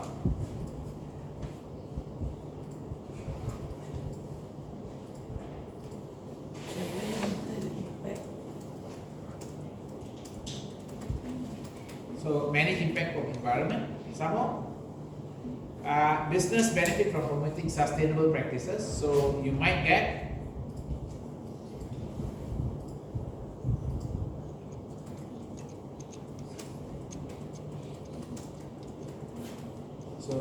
have sustainable practices you can promote. Okay.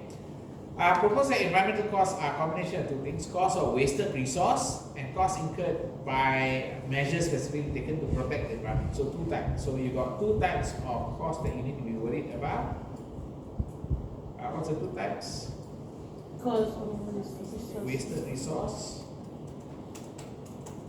And then the other one is cost incurred just to protect the environment. protection costs. So we can say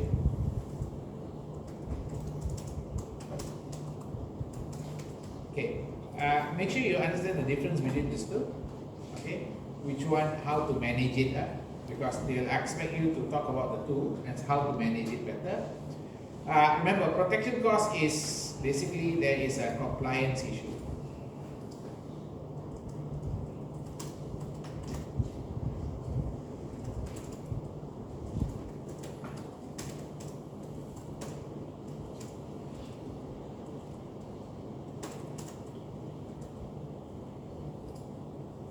This one is more related to water for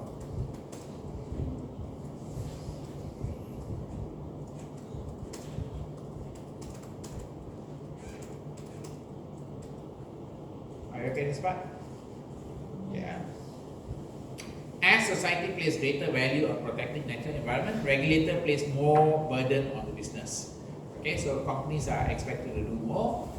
Costs imposed by government are example of transferring the environmental cost back to the company. So companies incur higher costs because of this. Such development expected to motivate companies to become efficient in the future. This one, let's take a break here, and we can finish this module. We're almost coming to the end of this module. Let's take about 15 minutes. I'll give you a test after that. Siapa punya? What the heck?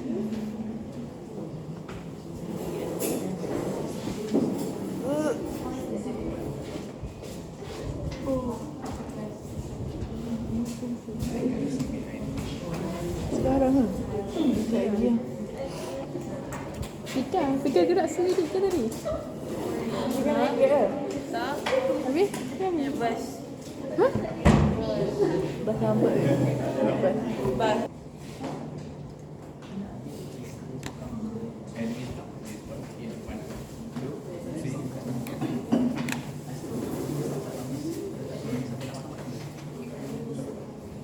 Right, we're going to look at environmental balance scorecard. Before that, I better take the attendance.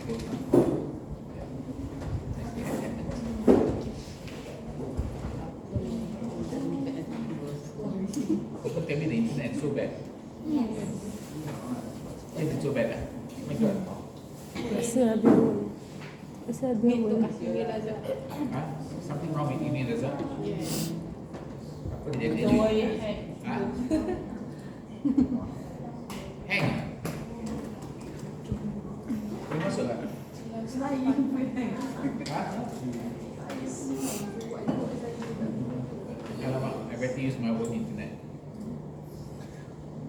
Ni Ali punya phone siapa lah? Ali siapa? Tak tahu nama dia. Sebelah tu. Okay, where's my attendance? Oh, saja 3 subjek je. 3 subjek. Mata ada. Text this semester tak ada. Oh. Terus gagal tak boleh repeat. Apik ada? Apik? Tak ada. Apa dia jadi dengan dia? Aiman ada. Farah, Fatid, Ismail. Tak ada. Okay.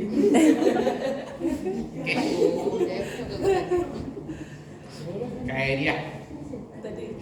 Ustaz Zero, Dah semua tak ada. Syafiqah, Tak ada. Noraini, Ada. Zakirah, Tak terik. Atilah, Ada. Atirah, Ada. Dalilah, Tak ada. Absen. Ifah. Ada. Semalam tak datang? Apa jadi Ifah? See, you look cocky now. Kalis. Ni Nur Syazwina ni tak ada kan? Ada. Itu Syazwani je. Itu sudah Syahira tak ada. Nurul Aida, Ada. Ainina, Tak ada lagi tadi. Danina, Endino, Ada. Alia, Ada. Lailatul, Ada. tak ada. Rita, Ada. Tak ada. Siti, Tak ada. Dah. Syazwani, Ada. Sipel. Apa dia jadi cara? Wang Memeh. Okay. Right, let's get back into where we stop. Okay, we're looking at environmental measure. This is the last part. This is the big part actually. Okay, so balance scorecard proposed by Capital and Norton as a method to measure business performance. You've got financial, non-financial. You've got 4 perspectives. So remember the 4 perspectives. Customer financial. This is something you studied in your SMA. I hope you remember. Okay. The problem with the balance scorecard, the problem is that it doesn't care about the environment. Yeah. Where the environment in balance scorecard always looks at money. Financial lah, customer lah, internal process lah, learning lah, but it doesn't talk about how it improves. It focuses more on the mission and value, the company's mission and goals, has no consideration for environment. So subject to criticism in that it presents metrics unrelated to each other. This is one of the problems with balance scorecard. Addresses only some aspect of business, thus presenting simplified, inaccurate view of the business. Okay. The other part, so this is the limitation of balance scorecard. Make a note, there is a limitation. So now we're looking at the idea of balance scorecard.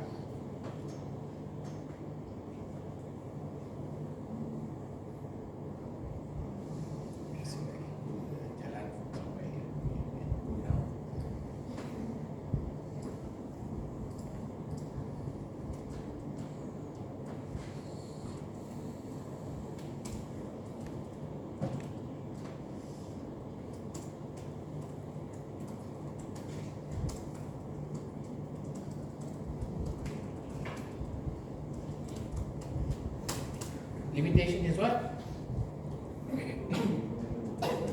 Not touch on environmental.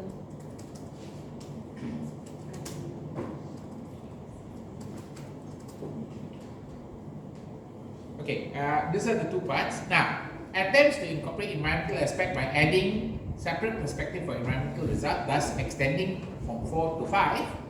Okay. Benefit is that it demonstrates importance of attention being paid, but downside it can be provided as an add-on tokenistically just do for the sake of doing it. Okay.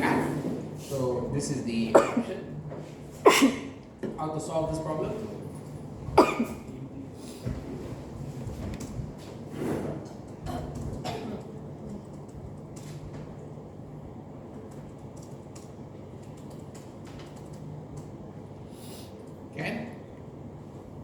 But this can be seen as, what's the problem with this? Shows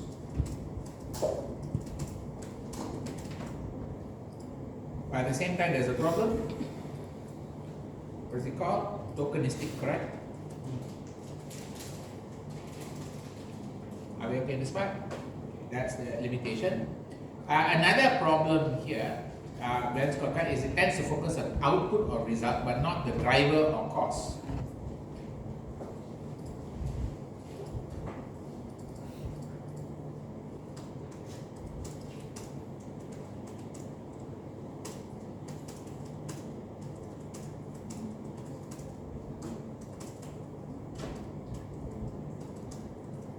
Okay, are we okay in this part so far? Okay, next. We're going to go into the next one. This limits identification of opportunity for improvement. Okay, because of that,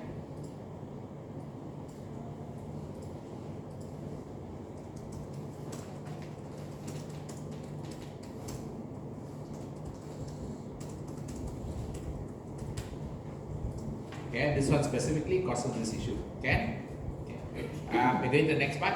Non-financial reporting frameworks.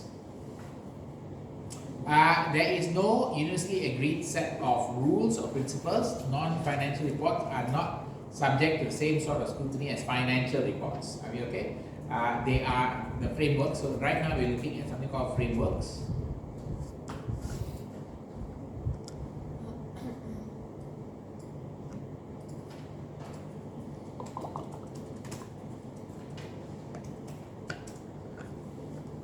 Okay, so when we say reporting frameworks, what is reporting framework? How to report. How to prepare your reports. Does that make sense? This is going to be important when you go for work nowadays. People are going to start asking you this information already. Do you know this one? Especially if you are applying for the ESG division. There is a new division called, there are two new divisions that come up in the world of accounting right now. One is the ESG division or ESG assurance division or ESG reporting division. This is a new area. Okay. The other one is of course digital assurance. These are the two big areas that have come out already. So now you apply for jobs, you can apply for digital assurance and all that. Now another thing I want to be very clear to you, current environment, Malaysia has become a stop for all the big four to park their shared services. You got to be careful with this. Like where was it? Deloitte has a central one. They pay in US dollar. You don't get the same benefit. Everything is different. They pay you about 3,600. Starting pay for degree holder is about 4,000. If you go to Deloitte normal and you go up promotion faster, the US one is different. So you got to be careful where you end up. But anyway, tak dapat the Deloitte there, you can go to the, so PwC also same already now. They have one that works for US. You work in US time for law. So you got to be careful where you are going. The package is different. The salary package, the promotion, everything is different. So before you get a job, better find out. So, but remember, the two new divisions that are opening up are digital assurance and ESG. Okay, so if you're going for interview for that area, you better study up this thing. If you're going for digital assurance, you better study Power BI. Okay. so let's go back. There is no universally set rules or principles. Can lead to bias and questionable validity of environmental reporting. So there is first part here is no.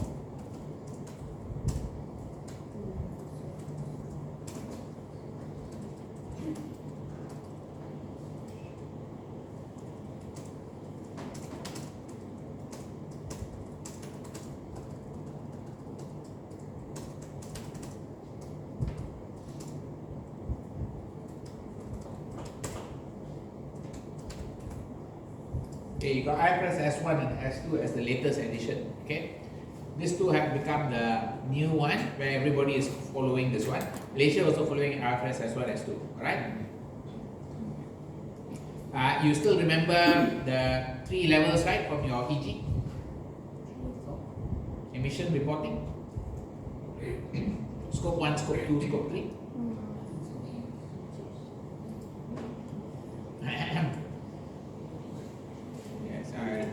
Some of you finish your GSL EG too long time ago, right? When is the last time you finished your EG? Last round, right? Oh, last semester, right? 2 last semesters. Okay. Scope 1, 2, and 3. Are you okay? Better know all these words. Nowadays, all these buzzwords already. Nowadays, current tech words we call it. You must know these words already. Follow? Okay. So, a number. So there is a possibility. Remember, there is a possibility of what? Bias and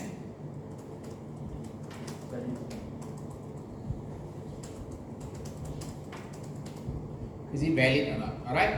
Okay. Now. A number of non-financial reporting frameworks have been developed to meet demands of reporting on sustainability matter and respond to awareness of relevance of sustainability issues. There are a few. What are the few? Can you list down the reporting framework for sustainability quickly? List down all the reporting framework for sustainability that you are fully aware of. Go online and search now. I don't know whether you can go online now. Can you go online? Why is it so warm? It's really warm, right? Someone sharing.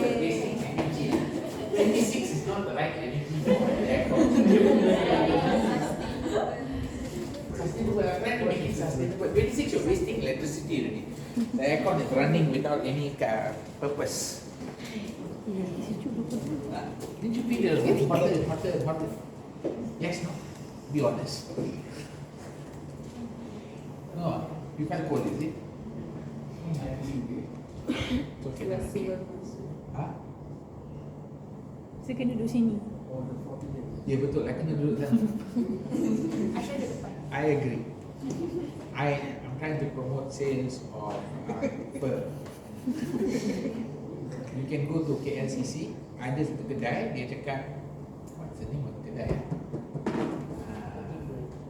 What is the name of the kedai? Like Japanese one. Okay. That sells all the cold clothing. Yeah, you go to Uniqlo, they have a product called Heat Tech. Heat Tech. Oh, So you wear, dah, murah je. Murah. Dia cakap nama saya. Mr. J send me. Okay, right now, let's go back here. So, what are the reporting frameworks you have? I already told you IFRS has one, some more? So you got the frameworks that you have is, so you got the IFRS, okay, you got the GRI, some more? ISO, some more? SASB. SA, SB. SB, some more? PRI, which one? Task Force on Climate Related Task Force and Climate Disclosure, okay, correct? CDP. Okay, these are all the frameworks. There's so many frameworks. Okay, So it's very confusing which one you must use. Don't forget, in Malaysia, we already have our own framework. Do you know the Malaysian framework? I don't know whether I can go now.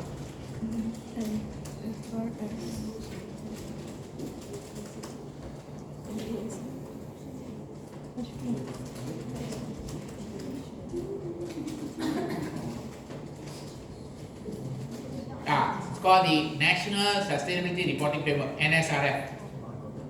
Okay, Malaysia got NS. So you have to remember that one. Malaysia special case is what? NSRF. Sir? Yes. It's CDP. CDP, yeah.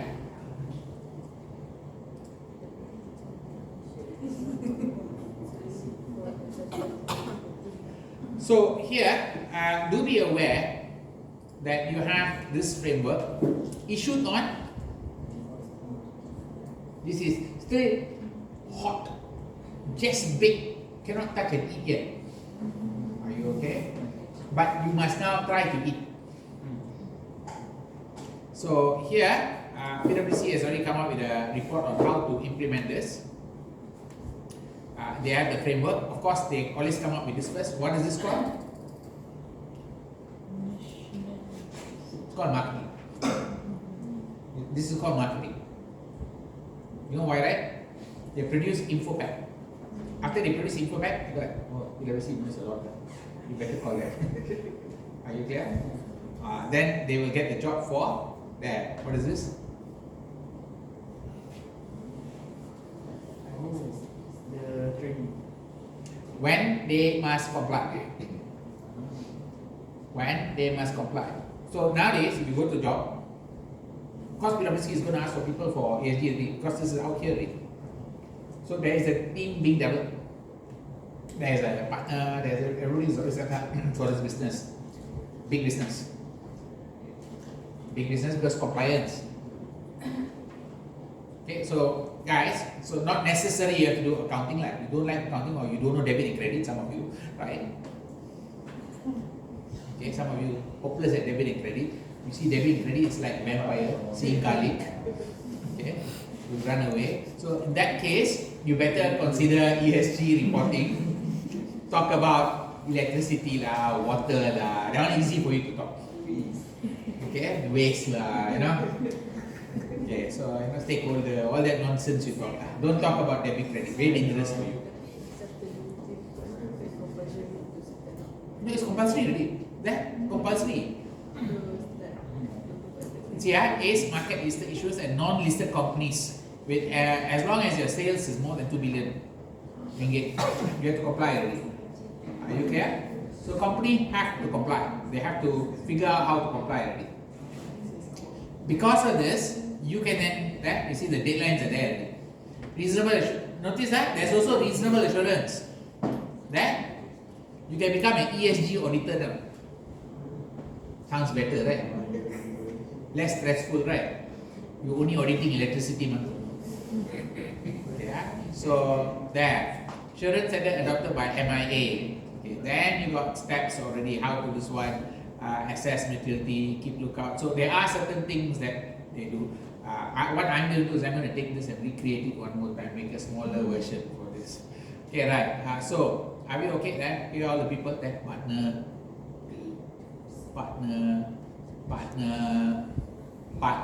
climate change, partner, auditor, see partner. When am I going to see your face here? One day. Then the director here, climate change. Okay, so you can make it there very soon, hopefully. Okay, let's go back to this part. So a lot of them have these frameworks that are coming up. You need to know. Develop to meet reporting sustainability matter, respond to awareness of relevant sustainability issue. Manager faces the challenge simultaneously trying to manage environment, social performance for the benefit of the community. So when they try to do this, notice this part. You need to manage environmental, social performance for community and for shareholders. This is a big problem. You are the manager of the company. Do you want to take care of the community or your shareholder? How now? You want to spend money to make your water usage go down so that the shareholder, the community gets better water usage. They never ask for it, so you're just doing it by yourself. Not that, the orang kampung there stand there like, you reduce water now. Nobody said that, but you're doing it right now. And the shareholder's like, where's my money? So you have a problem. Are you okay? So, business in different industries are further affected by different legislation. Also, you need to know that different business, like, if you are in the mining industry, you got different law. If you are in the pharmaceutical industry, you got different law for environmental issue. So you need to comply. So that's another problem. The responsibility for sustainability reporting vary across entities. So different company got different reporting requirement. So technology is prompting a change in responsibility for sustainability away from operations and towards combining sustainability, financial reporting. Okay, this is the key part. Financial reporting, sustainability reporting, trying to merge. So as accountant now, you need to know, it's not just debit and credit rating. Your mind must be like, oh, I'm reporting everything. So we don't call it financial reporting, we call it business reporting. You're not reporting just the financial side of it, you're reporting the whole business operation, which includes ESG. So you no longer cannot be seen as just the money person. Okay? So possibility that non-accountant will establish themselves as leader in information and reporting for sustainability, climate change, water is another issue. That's why that recently they produced a standard.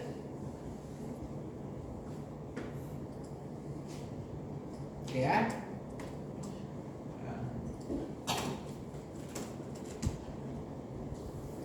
No, I'm not looking for 7-Eleven. Okay, we look at 7-Eleven annual report. I have it somewhere here. Give me a second. I download this one.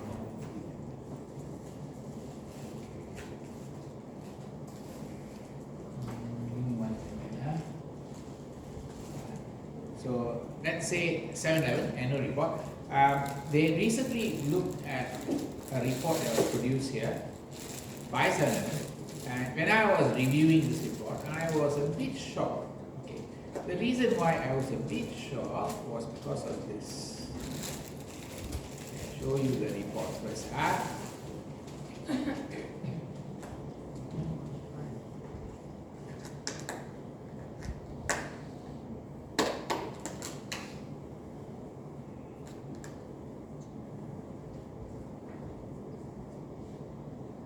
See, the sustainability statement is going on and on. Sustainability, by the way, 7-Eleven has a very high level of sustainability reporting.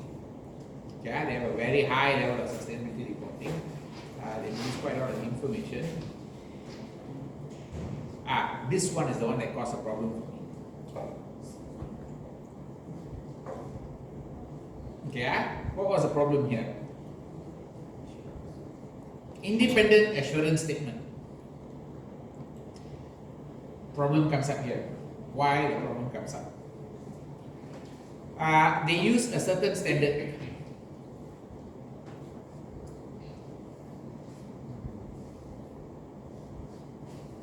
Which standard they use? They use a international standard for assurance engagement, which is specifically for auditors. Okay. So this one, I just want to tell you, ISSA 5000 is the new standard that's coming out. Okay, this one, IAASB, you all know who's IAASB, right? International Audit and Assurance Standard Board. They come up with a new standard, okay, which is called ISSA 5000. And this one is supposed to be called agnostic standard. Agnostic standard basically means can be used by anybody. Okay, then the proposed standard is also profession agnostic. Meaning it can be used by accountant and also non-accountant. That's the first part. But this one,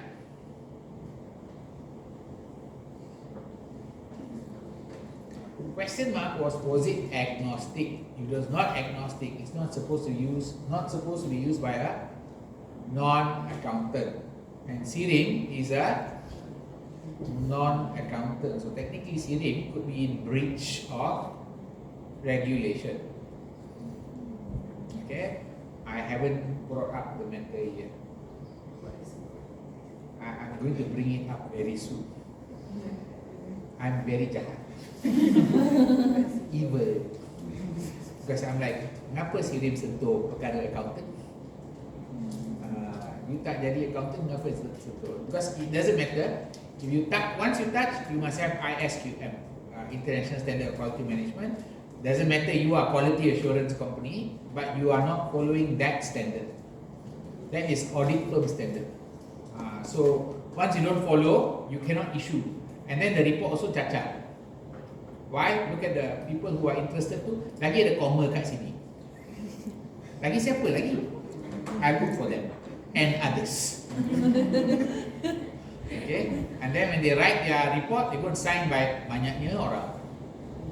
Auditor never sign like this. Ada ke statement approved by, statement prepared by? Don't have all this nonsense. So basically the whole report salah. Salah. I do QC for her. That day by chance we were just checking a few company sebab they orang like, oh, these are good companies for ESG. So we were like, okay, let's review them. Me and my audit partner were reviewing. Then we tangkap, apa dia orang buat ni? Mati lah. Okay. So they have a problem. Never mind, we come back to this. So that's the meaning of, they said here, possibility that non-accountant will try to establish themselves in this business. They are trying to take over our job. So you have to fight. Okay, right. So let's move on to the next part. So you got review of GRI, Global Reporting Initiative. Is a multi-stakeholder non-profit organization with strategic partnership with the worst organization in the world. You know who's the worst organization in the world, right? United Nations. They don't do anything correctly. They can't do anything correctly. They just talk. Okay. GRI, Sustainability Reporting Standard, most extensively used for reporting. There are 170 of the world's largest 250 companies are using GRI. So it is popular, but popular doesn't make it correct. Yeah, because there was no other standard, so everybody used that standard. 35 countries have adopted comprehensive framework provided by GRI as sustainability policies. So GRI recognized sustainability reporting is consistent with, okay, this one called triple bottom line. Do you know what is triple bottom line? What is triple bottom line, guys?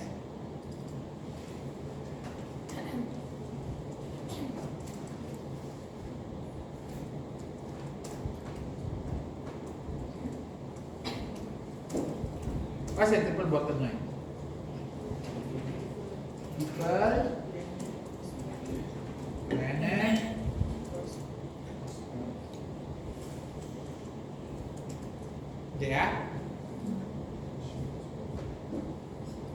in short, this one is also, are we okay? Don't talk about just the profit, talk about how you affected the people, how you affected the planet also. Does that make sense? That's GRI. GRI tries to go to this. GRI standards have 3 universal standards. You got 101 foundation, 102 the general disclosure, and 103 the management approach, and then selected topic specific environmental, economic, and social standards for discussion. Are you okay in this part? You studied this in your EG, right? Still remember something? Sikit-sikit. Okay, do remember it, because why? You do still have to go through it over, where is it? They have given, oh, by the way, this is the physical flow. You all know how to do this, right? There. How much chemical purchase, recycle, how much water you use, all going inside. Then the production itself, how much you use.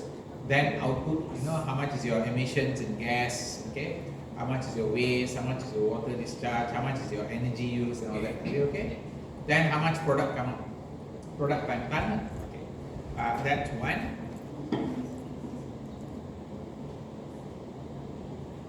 these are all the environmental costs for Toshiba, but don't worry about it. Just skim through it. By the way, for this paper, all the examples, make a note, just read it once. Okay, just do a tick on the examples, because why?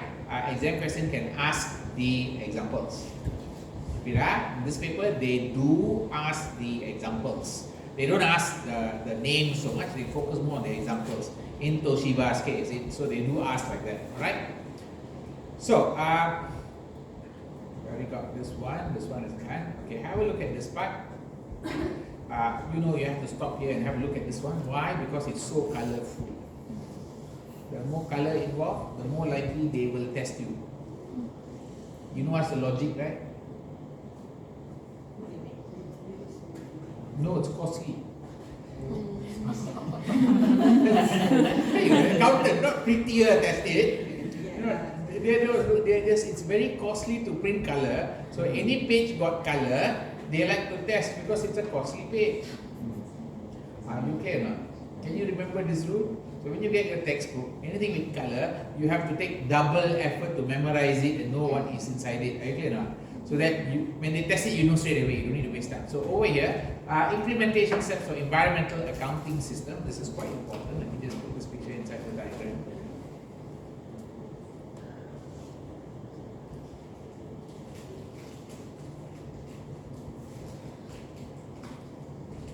So let's have a look at this one here. Number one, okay. These are all the benefits that you get. What's the benefit of doing this? Okay, on this side. Okay, these are the sequence of doing it. Are you okay this part? So you got a few ideas here. One is called the sequence of doing it. Sequence. Okay, and this on the other side you have this word called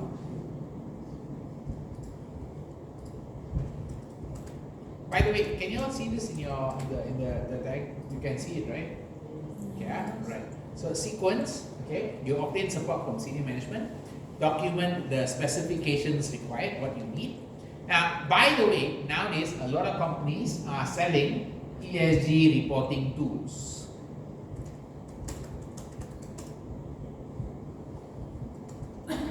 Now already come out already, right?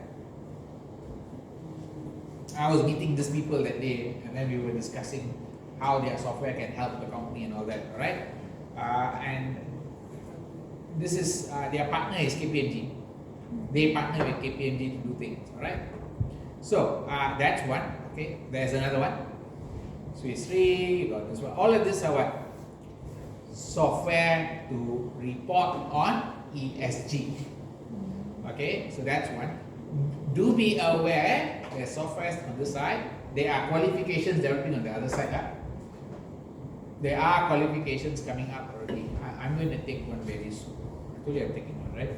Yes. I'm taking probably two exams. I have to sit for two exams now. One is the US one is the UK one. Of course, it's different. US is from GAP. I'm trying to get them in senior result right now, GAP. This body. I'm trying to get them into university so students can get discounted rates. Because once a university become partner, the student can get special rates. So that's one. And the other one is, of course, I'm doing ACCA.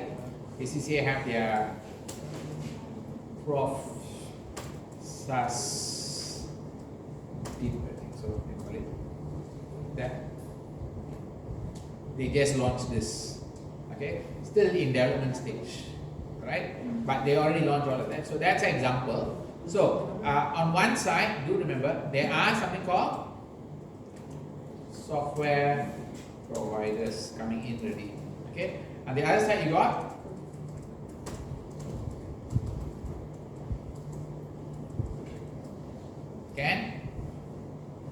if you're planning to go into this, I repeat, if you're planning to go into this, my suggestion, go work at the Big 4 ESG side.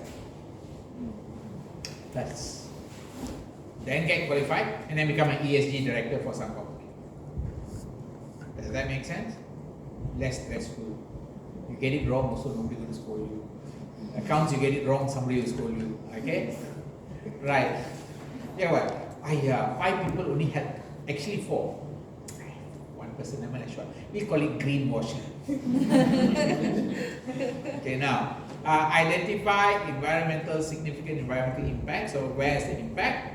Identify which environmental impacts are already recorded. You have a system for recording this impact. Define your environmental costs.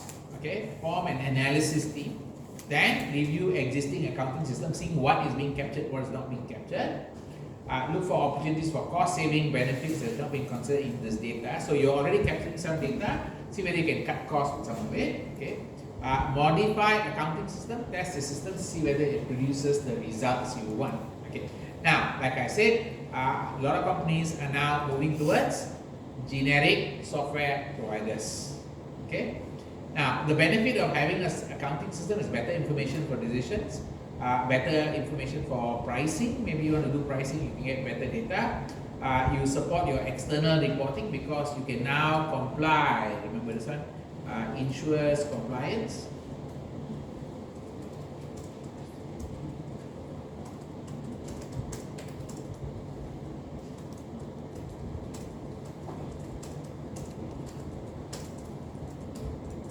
So each stock market have their own framework. Like Malaysia already have their NSRF, got it? Okay. So that's one. Identify opportunities for recycling, reusing resources. Maybe you can cut costs. Maybe your reputation better, your image. I don't know, 7-Eleven better or Family Mart better?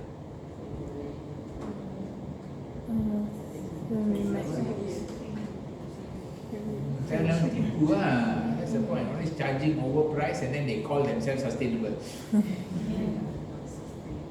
Nobody is sustainable. Look at their sustainability report. Very good. Now the problem is whether their report works technical or not. Okay. I think I probably should do a study. You'll probably find out. Everybody is spending so much money on sustainability, thinking that there is a reputational benefit. Is it really a reputational benefit or not? Is another question mark. Okay. Suppose to attract staff, will you be like, oh, they have such a good sustainability report, that's why I have to work with them? No, so right. So all these are questionable. Okay. Social benefit flowing from cleaner environment. That one, of course, you environment cleaner supposed to be better, all right, for everybody. Okay. Now, so we are okay on this part over here. Can? Okay. Here, let's have a look at this part. This one do come out, toll group in the final exams. Internal. Internal. Okay. Like I said, examples will be tested. Are you okay or not? Okay. So, motor vehicle emissions is a very big cost. Transport companies take various measures to reduce this. Okay. Toll group adopted an initiative called Smarter Green. What did they do? They did 5 measures. Okay. You got smarter driving, training driver to maximize fuel efficiency, minimize emission. Hopefully they do this. Malaysian drivers like to take corner and then kill people. I don't know lah. Not smarter, dumb drivers lah. What to do? Scary drivers. Actually, Malaysian trucks are all very dangerous. Nowadays the truck driver always, you know what's the most scary thing about truck driver? Truck driver do that very dangerous already. Truck and bus drivers start doing this, got problem already. That's probably the increased risk of accidents. Okay. Smarter energy. Okay, you got research on other types of fuel.